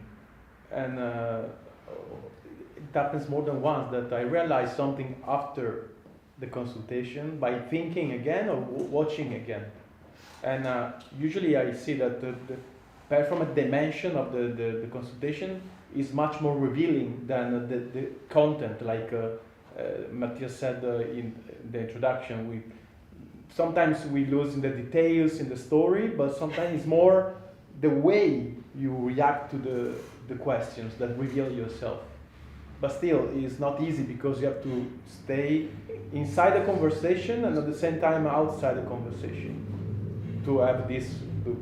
So your insight was more because of your position of outside of it? I think it was easier from outside to look at this overview, yeah, because I didn't have to do the job that Matthias was doing, which is demanding.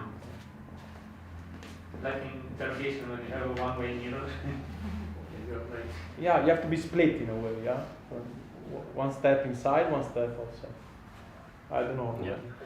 Yeah, I agree. And I always, after consultation, I always think of things that come back to me. Oh yes, things I missed this, so I should have worked on this. So yes, always lots of things afterwards. I think so when you sit there, yeah, you definitely miss things. It's a nice idea that in a way the consultation doesn't finish when we finish here. In a way, the consultation carry on in the client, but also in the philosopher, because you keep thinking and you realize something afterwards. So I think I like this idea that it's not ending now; it's keeping going. So Andrea's comment was part of the consultation. Yes. And your question also was part of the consultation. Exactly. Yes. Yeah. Yes, about just this problem you just discussed, I saw them as being separate in a way. It was like a meta level because he was not talking to her. He was in another position. He was talking with his colleague about what happened. So it's something else for me. So I don't see how to bring them together. I don't compare them, that's what I want to say. It's something else, like... Okay, because he was talking to me. Yeah. But if he had been saying the same thing to her, to Joanna, then it would have been more consultation according to you. But not taking in consideration that he occupies the place of void or of mirror, because he was judging, you know, he had a judgmental position toward what happened. So he did not, he was talking with you about what happened, kind of putting a diagnosis, labeling a little. While what you did, you were just the space holder, or the mirror, what you prefer. Just reflecting or being a space in which she manifested. So like, like a space holder, you know, without just using just her words. Yeah, but like, sorry, what was your name? Two different things happen. Sorry? Ionut. Ionut. Like Ionut said, it was a different approach. But that can also be part of the consultation. Of course. Yeah, so it's not foreign to this. It's not just in this instant it came from Andrea to me, but it could have come from Andrea to Joanna, it could have come from me to Joanna, so it's not alien to the concept. She was not a client anymore. She was a She's still a client. Yeah. We're talking about her. Yeah. It never ends. Tonight when she goes to bed, she'll still be. Consultation never ends, you know. And it started when she got the question, do you want to have a consultation? Then it started, and now it's going to continue, and who knows if it's ever going to end. But even the first one is continuing still now. Yeah. Yes. See? Yes. After a month, it's still, we're still, not me, but Yeah. maybe Joanna is still in the consultation. May I say something regarding what you said? Yes. Okay. I think that Andrea also did the consultation in his mind because he was paying attention both to his questions and my answers, so he was caught in the process and in the role of philosophical counselor. So everyone of us was gone. So they did the same job, but in different Yeah. spatial positions. Yes, exactly. But I wanted to ask something totally different. Yeah, but I want let's to just say wait. something about this before you change. Yeah, let's go Alex first. When we go into reasoning process, we go beyond the subject. That's why it's continuing and it's shared because we talk about ideas. They start from a person, but we talk about some human behaviors which are shared by everyone. And that's why Andrea, when he speaks, he says something, he doesn't have to tell it directly to Joanna and consult her, but he thought of a way human beings are functioning with you as example, but it's no longer a subjective Right. judgment. And it's not a labeling or condemnation of you, it's the start of reason going beyond our subjectivity, and reason is something that is shared through language by human beings, but it's also Yeah. the commonalities where we can meet in reason. Yeah. Ideas live there in reason. He was not judgmental, actually. No. Very objective. Yeah, but also we judge, of course. We cannot not judge.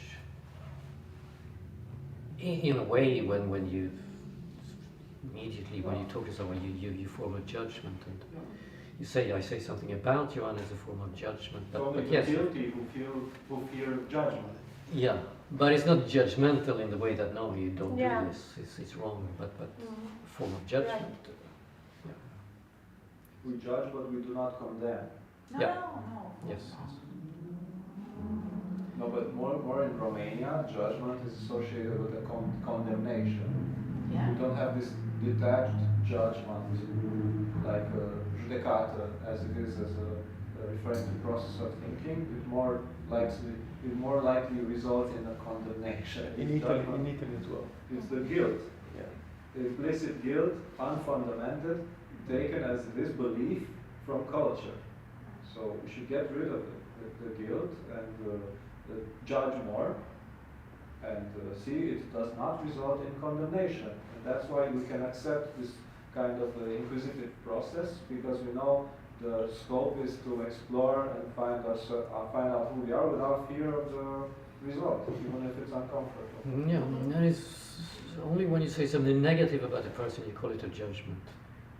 You say Or something, unfundamented or an insult. yeah, or if you say something positive, you don't say this was a judgment. Yeah. Who are you to judge? You're so kind. Who are you to judge me? You don't know me. Don't call me kind. You're not God to judge. No, just God who can judge. Yeah. In Italy, there are a lot of professors that say, I'm not judging you, but. Which is a nice contradiction. Yeah. Yeah. Something else?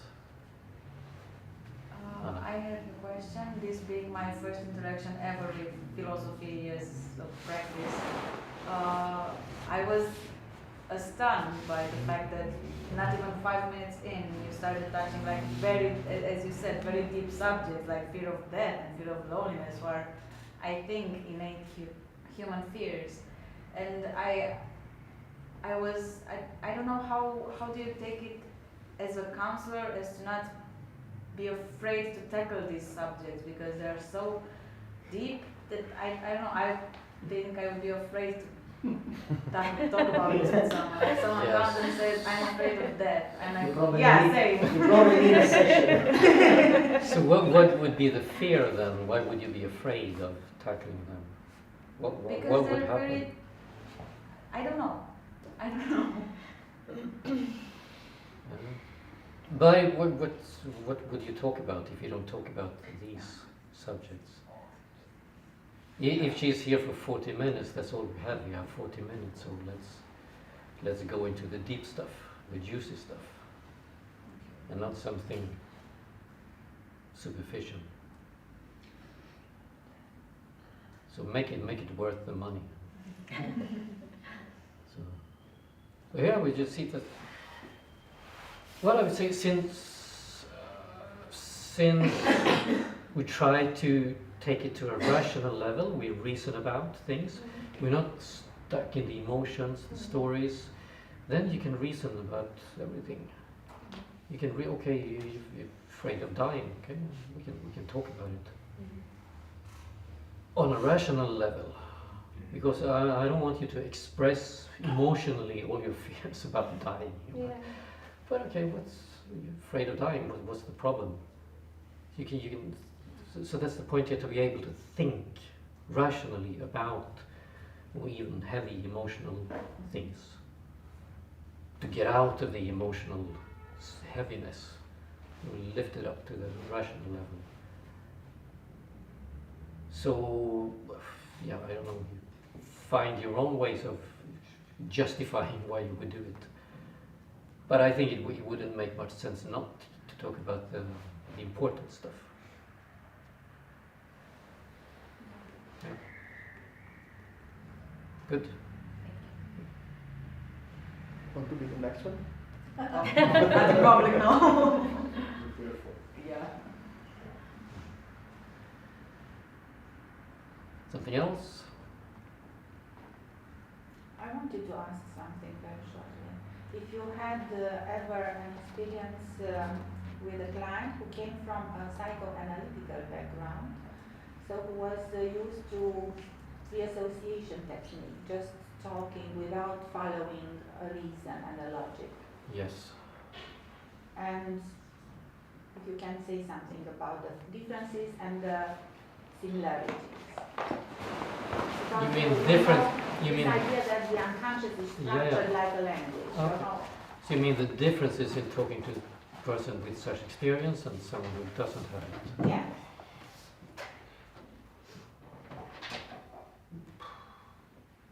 Wow. It's hard to generalize. But sometimes we have people who familiar with psychotherapy and they come to us, but they quickly catch on and they realize, okay, here we discuss in a different way, but maybe you have someone who comes in and starts to talking in that kind of way, but then we just have to stop them and explain that, no, I'm asking you a question, I just want you to answer the question. The story, we don't have to tell it. So the way of dealing with it would just be to say that, no, this is how we discuss here. So just try to answer the question, and no long story, nothing like that. No associative links or non-links, whatever, but just focus on the story. And if it's difficult, you go back to the story. Try to make it very simple yes-no question. And make sure you get a yes or a no. And if they want to explain, no. Yes or no first. And then when we have a yes or a no, we can have an explanation if we need to. But, yeah, depending on how difficult it is for them to just stay with the question. Okay. Yes? I have a question. Why do you do these philosophical consultations? Alex will interview me tomorrow, then I will talk about it. So All right. will Okay. you be here tomorrow morning? I try to. Yeah, then I'll give my story. I will be allowed to tell my story. Yes. I was wondering, I'm not sure if it will be a question tomorrow and if I will be here, but what is it that gives you purpose or the will to follow through and continue consultations, like maybe a sense of satisfaction? What is the, I don't know, what gives you a sense of satisfaction or after a consultation? Well, It was worth the money. discussion gives me a sense of satisfaction. Unless I'm thinking I'm doing a bad job, then it's a sense of dissatisfaction. But mainly it's the discussion itself. It's interesting, I think. It's fun. It's challenging. Practicing. Seeing my mistakes, trying to get better. So I think it's just the experience or the activity in itself. I think it's fun. It's a fun hobby.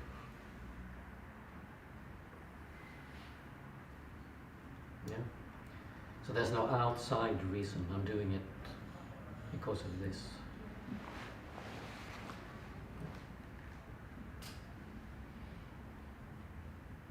Alex. You were speaking earlier about inviting the person to commit to a yes or a no.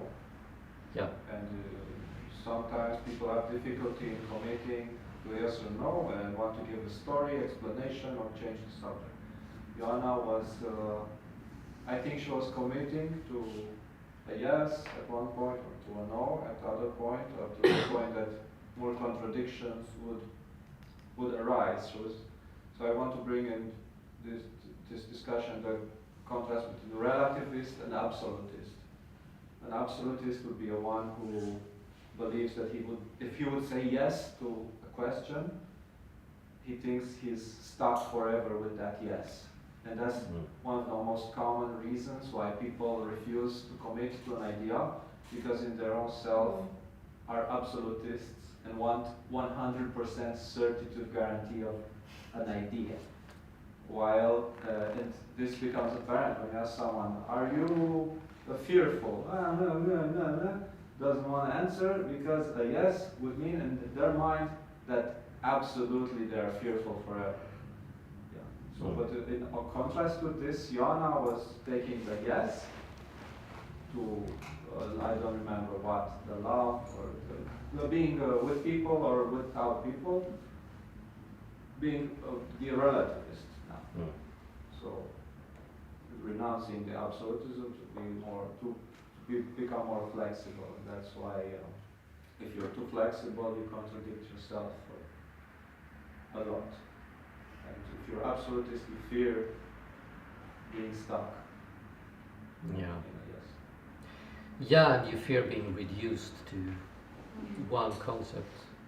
You're a fearful person. No, that's not all I am. No, but No, it's just but a point in our discussion where we investigate this side of you. Yeah, can we see that fear is strong in you? Yeah. But if you refuse to say yes to the question, are you fearful? Well, let me tell you what I'm doing is true. If they don't say yes, they refuse to see that part of their soul that is fearful, and we don't know it. Yeah, or no, I'm not always fearful. Okay. Yeah, not always. It's a very good language proof of their absolutism in their mind. Because they I'm not didn't always, so therefore I'm not. You didn't ask, are you always fearful? No. No. They hear, are you always fearful? The absolutist. Yeah. Yes. And that's, I think, which is good with these closed questions where you have to make a commitment. Yeah. Since as a teacher, I don't know, maybe you, Andrea, and others as well, have always taught that no, don't ask closed questions or ask open questions, so you give people a space to explain. But then you get these long stories. But with a closed question, you have to make a commitment. Then you can ask for a reason, or an argument, or an explanation.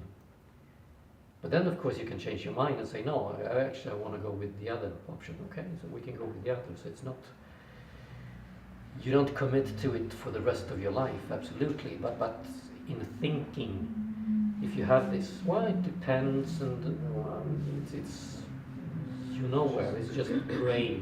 Just spin around in a circle. Yeah. If it all depends, you never commit to Make it. a choice, go with it, and just see what happens. If you don't like it, okay, make another choice. That's why we use as a tool the idea of provisional morals from Descartes.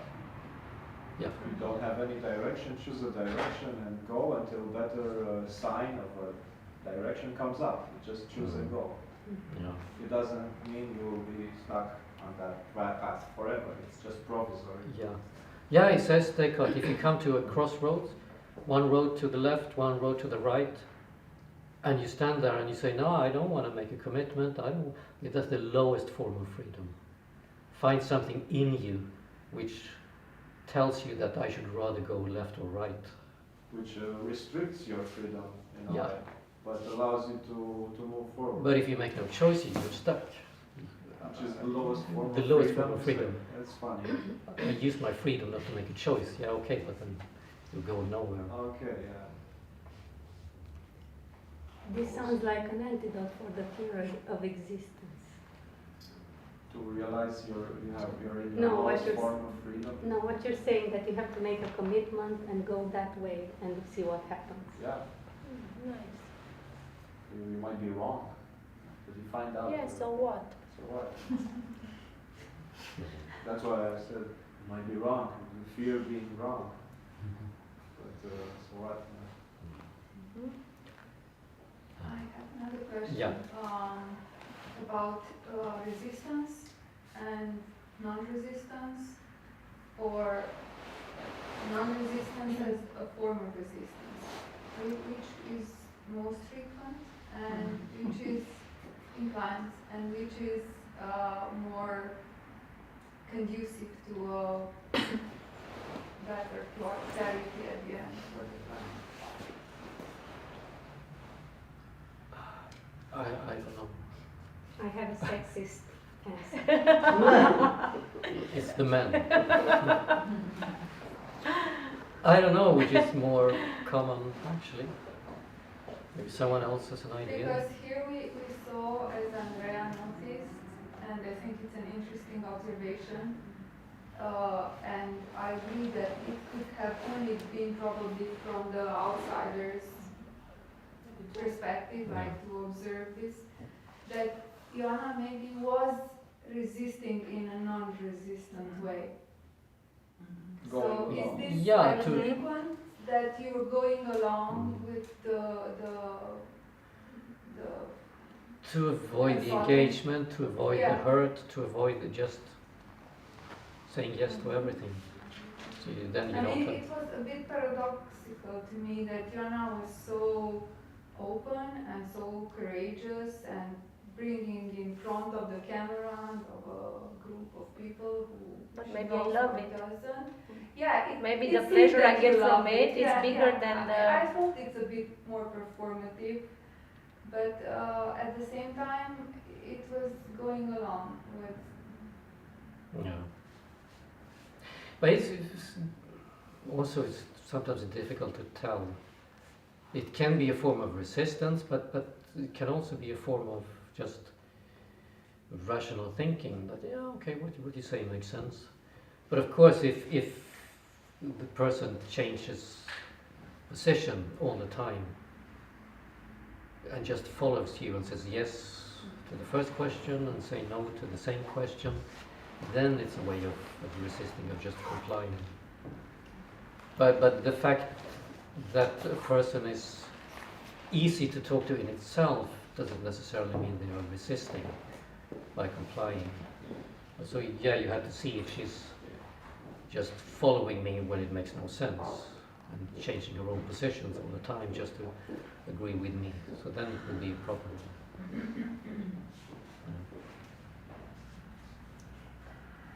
But let's hear Anka's sexist explanation. Yeah, I'm also curious. I would say that men tend more to fight, while women tend to be more submissive. This is how I saw, yeah, that's why I say it's sexist. But it's not, I don't think it's like it's a Yeah. general observation. Did you see her last time? Online? Yes, Yes. she's learning fast. Yeah. She's smart. Yeah. The last time she was fighting. Yes, Yeah. she didn't know. Hmm. Mm. But Joanna, which one was? I had a strategy. Which one was more truthful to what you are doing for yourself? On existential level, there are two aspects here. There is the existential level, and Andrea was right. And there is the personal preoccupation. where I had a strategy. I got so hurt last time with Matthias that I was trying to avoid the hurt again. And I had this strategy to just go with it, you know, to accept. So yeah, I was faking it, maybe. Not faking it, because my answers were. No, It's not strategy faking to it. go along with it is, yeah, it's not necessarily, it can be faking it, but it doesn't have to. Yeah. It can be, you can decide to, okay, I'm not going to fight this time. I'm going to be irrational. I'm not going to resist. It doesn't necessarily mean, it can mean. I does it necessarily- decided not to resist. Yeah. I decided before, yeah, not to resist. Yes. But does it mean that you were going along with it even when you thought it was wrong? I didn't think it was wrong. I was going along with it. So if there were contradictions, they were not prepared. I mean, I was genuinely answering your questions Yeah. at that moment. So this going along with you, maybe it's natural for me also, because I was genuinely answering to your questions while you were asking them. Yeah. So I was not faking it. Yeah. Yes, it's different levels. Yeah. So you can go along and fake it all just to avoid. In an the fight, but- authentic way, yeah. But you can Yeah, also yeah. go along and you answer truthfully because you have decided, no, I'm not going to fight. Mm-hmm. I will. Not that I'm not gonna fight, but that I will be very authentic. I will not try to tell lies. Yeah. Yeah. So whether this is resistance or not, I don't. know. But let's see. I don't remember what was the fight about last time, but usually I see fights when in that process of choosing yes or no, Mm-hmm. and that's where people fight. But when they start understanding why are they doing that, they fight less. Oh, Yeah. so once you kind of understand the rule of this. Yeah, it can be a way of playing the game. Now I've done it once. I get it now. Yeah. How I see how it Yes. works. Yes. Sometimes therefore it's difficult to say is it resistance or not. Mhm. It can be total fake. I'm just going to go along with everything because I want to survive this, or it can be genuine. No, I get it now how this works. So I'm really going to answer the questions truthfully, and that can look like you're just complying, but no, I'm And decided not to fight. I can risk taking the less pleasant option. Yeah. I could say, no, I don't like people. Because otherwise I would say, well, maybe I don't want Yes. to admit that sometimes Yes. I hate people.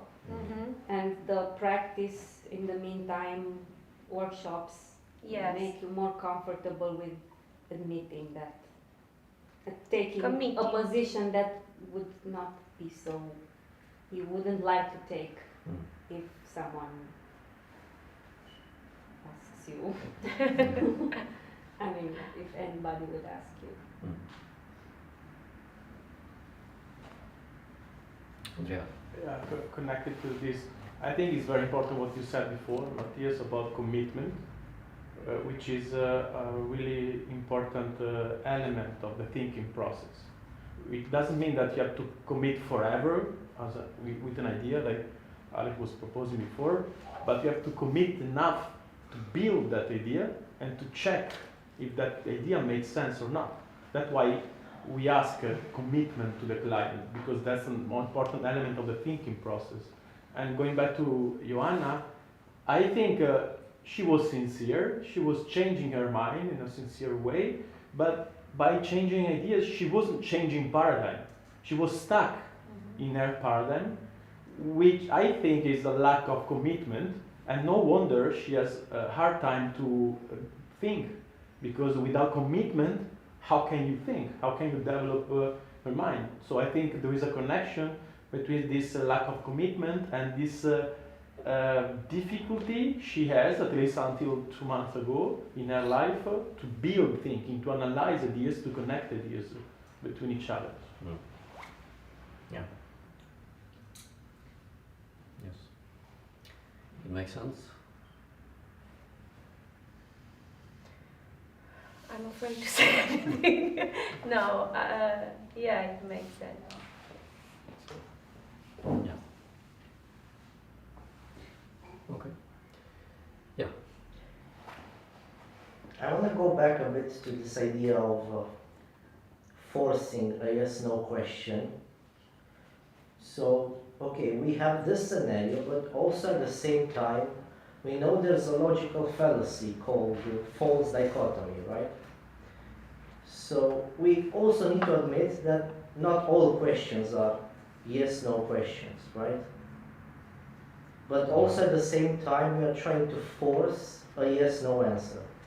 And I'm trying to, I don't know, maybe, what am I missing here? I don't know. Why do you think you're missing something?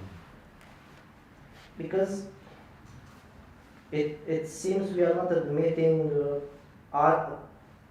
there's no scenario in which we are admitting something else than a yes/no. Well, we don't ask yes/no questions all the time. I'm just trying to understand what am I missing here, because the summary of what Alex said is for me that we are never interested in anything else than yes. We start from the yes/no. We need to bracket ourselves into a yes or into a no, and a third solution is never possible. I Right? think you're an example of the absolute thinking. Yes, that- yes, I agree. I'm not saying no, but I'm just trying to understand what am I missing. Maybe you can help. I want to add that every yes and every no is followed by a reason. Yes, why? Because. But if you're forcing me into a yes, don't really have a reason. Yeah, so everything, I propose to that everything has a yes and everything has a no. And every yes has a because, every no has a because. And being flexible to go from yes, then to no. But first you fundament why yes, and then you fundament why no, and you're changing your mind. So you're changing your mind. You take the yes, and then you take the no. You take both. But first you fundament one. And it's like a game, no? You mentioned Yeah. the term game, and there are rules, and we're not going into the story and into the emotions. And that's those are the rules of the game. Okay, it's a way of saying it's a game, but in the end it's still philosophy and it still needs to be logically rigorous to some extent, otherwise a toddler could do it, right? But we still need to not make exactly. a logical fallacy, right? Well, but first, what's your name? Claudio. Claudio. Claudio, do you want to marry me? Yes or no? Probably not. I have a little chance, 5% chance. Make a commitment.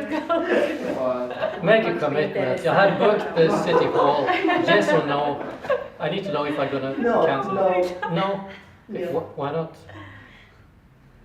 I don't really have a reason to say yes. You don't have a reason to say yes. But what's your reason to say no? Can you stop laughing? I cannot hear you, sorry. Just okay. You don't want to marry me, but do you have a reason why you don't want to marry me? If you say because I don't have a reason. I'm not attracted to men. Sorry. I'm not attracted to men. Okay, fine, good. Yeah. So it's off. No, fine. So, but here, I don't know about logical fallacy and philosophical consistency or whatever. It's just with this, we just train ourselves to give our mind a direction and go with. I'll go with no. Okay, why not? Okay, try to give a reason that makes sense. Okay, I'm not attracted to men. Okay, fine, that makes sense. Your first reason, because I don't have a reason to say yes. Well, Okay. Yeah. But that doesn't tell me anything. Mm. You don't have a reason to say yes, then you might just as well not have a reason to say no. But the second reason, that was more coherent. No, I agree. I'm not saying all questions admit a third answer, right? Because some dichotomies are actually true dichotomies. Sometimes you actually just have two answers. That's not a mistake there. But I'm just saying, sometimes it doesn't necessarily. Maybe it's just me, and again, Alex is right. But sometimes not all questions are just no, yes, no questions. Okay, one more question. This is less serious. Apple or banana? Banana. Okay, fine. You made a commitment. But Some people would say, no, easy. I prefer pear. What about ananas? There are blueberries. I like strawberries. But yeah, okay, fine. It's just to. So the point here is to just train ourselves to give an idea and follow that idea and see what happens. To just pick something, see can I give an argument for it. And if I cannot give an argument for it, why not? Or maybe I realize no, it's easy to give an argument for the other side. So it's like Alex said, it's not about you don't have to believe in it, and it's not absolute choice forever.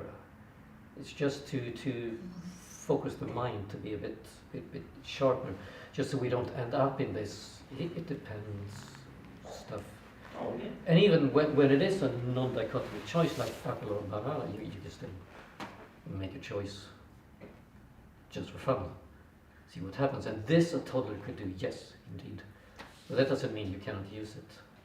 Sometimes you ask questions that toddlers could answer, but the client cannot answer it.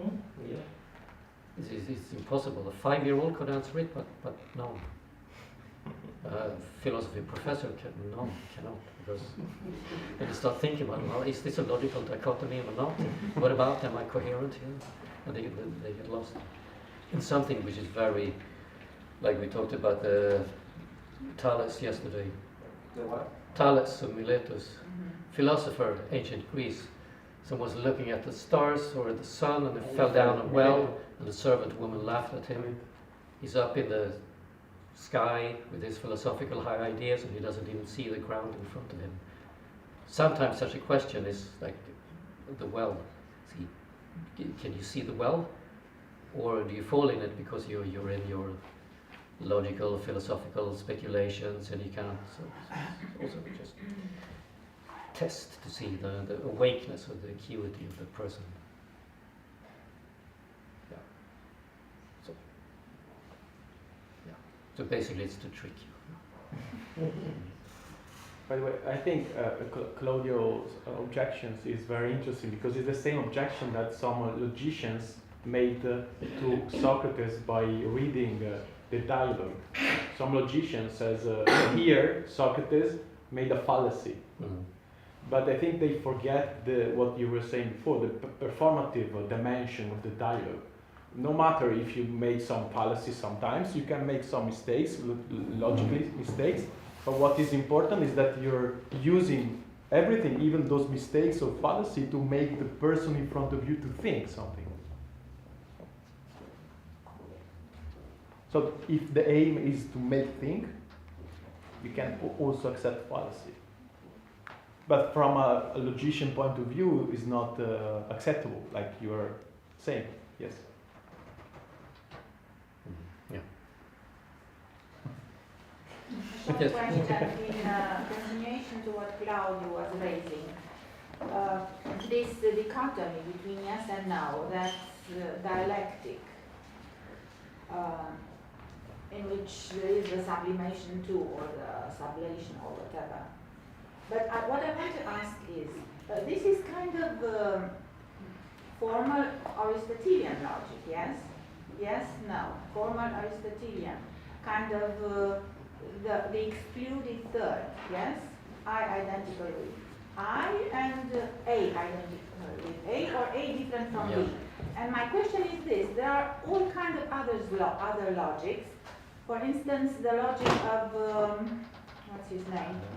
doesn't matter, a logician who is talking about Yeah, the yeah, included third. I get the idea. The It's included fine, third. yeah. So yes, indeed. We use this a lot, but not just this. And we can use other things as well. And yeah, you can use, against this, you can use the dialectics. And how can you use this included third? So how can you manage the space in between a yes and a no? Well, you ask. Well, he doesn't want to marry me. I want to marry him. What comes in between? Tell me. Okay, okay. Thank you. So it's not for me to give a lecture about it, but if I think it's interesting to investigate this, maybe the probably not, maybe that's what's in between. It's not an absolute no. If I'm a positive person, I would think, yes, I have a chance. If I'm a negative person, I would think, fuck it. So that would say something about the person as well. I asked in Germany a very subject supposed to know, what should I do? And I was looking for an answer, yes or no. And she told me, jein. Jein. What's the jein? It's a combination between ja and nein. You understand? Yeah. Jein. Yes and no. Both. In a way, it's still like You depends. ask You're what including are you everything. supposed It's to still do? not giving any meaningful answer. Yeah, right? you So- Yeah. I want to remember, you told us about the lowest form of freedom. That's the between us. The between the yang, yeah. Yeah, it's the lowest form of Yeah. freedom. It's freedom. It's sure, for sure freedom, because you Yeah. don't lose the other option, Mhm. but it doesn't spin you in a sense. Doesn't Yeah. go anywhere. Yeah, Yeah. thank you. Any Yep. last comments? Someone who didn't speak, tell us your impression, anything. Lowest form of feedback is I liked, it was interesting, even that. Celine, what did you think? A lot of interesting ideas. You wrote a lot, I saw, you wrote. Yes. Can you read us something you wrote? Yes. This part that when you ask a question yes or no, some people respond to it depends. And I remember hearing in an interview that this is the favorite answer of psychologists. They always answer it depends, and then they add argumentation. In case of translate, we still add context. Context. Context, yeah. Context. Thank you. And now that you mentioned context, I remember one of the online workshops with Cecilia, I think it was, and she was always mentioning, I was answering some question and she was always saying, no circumstantial answer, something like that. No circumstantial arguments. Yeah, you're contextualizing a general question. Say, is war good or bad? It depends. Yeah. But we're not looking for the truth here so much as seeing how you think. Do you like war or not? Generally. See, what does that say about you? So that's more, yeah, if I ask you, do you like war or not? Then you say, yes, I like war. Okay, that says something interesting about you, but it depends, and you're going to bring up Second World War. Should England go to war against each other? Okay, but might be interesting for another subject or another context, but not so much for our conversation. Since I want to know how you think.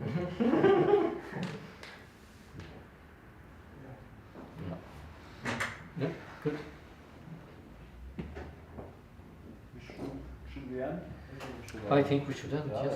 So.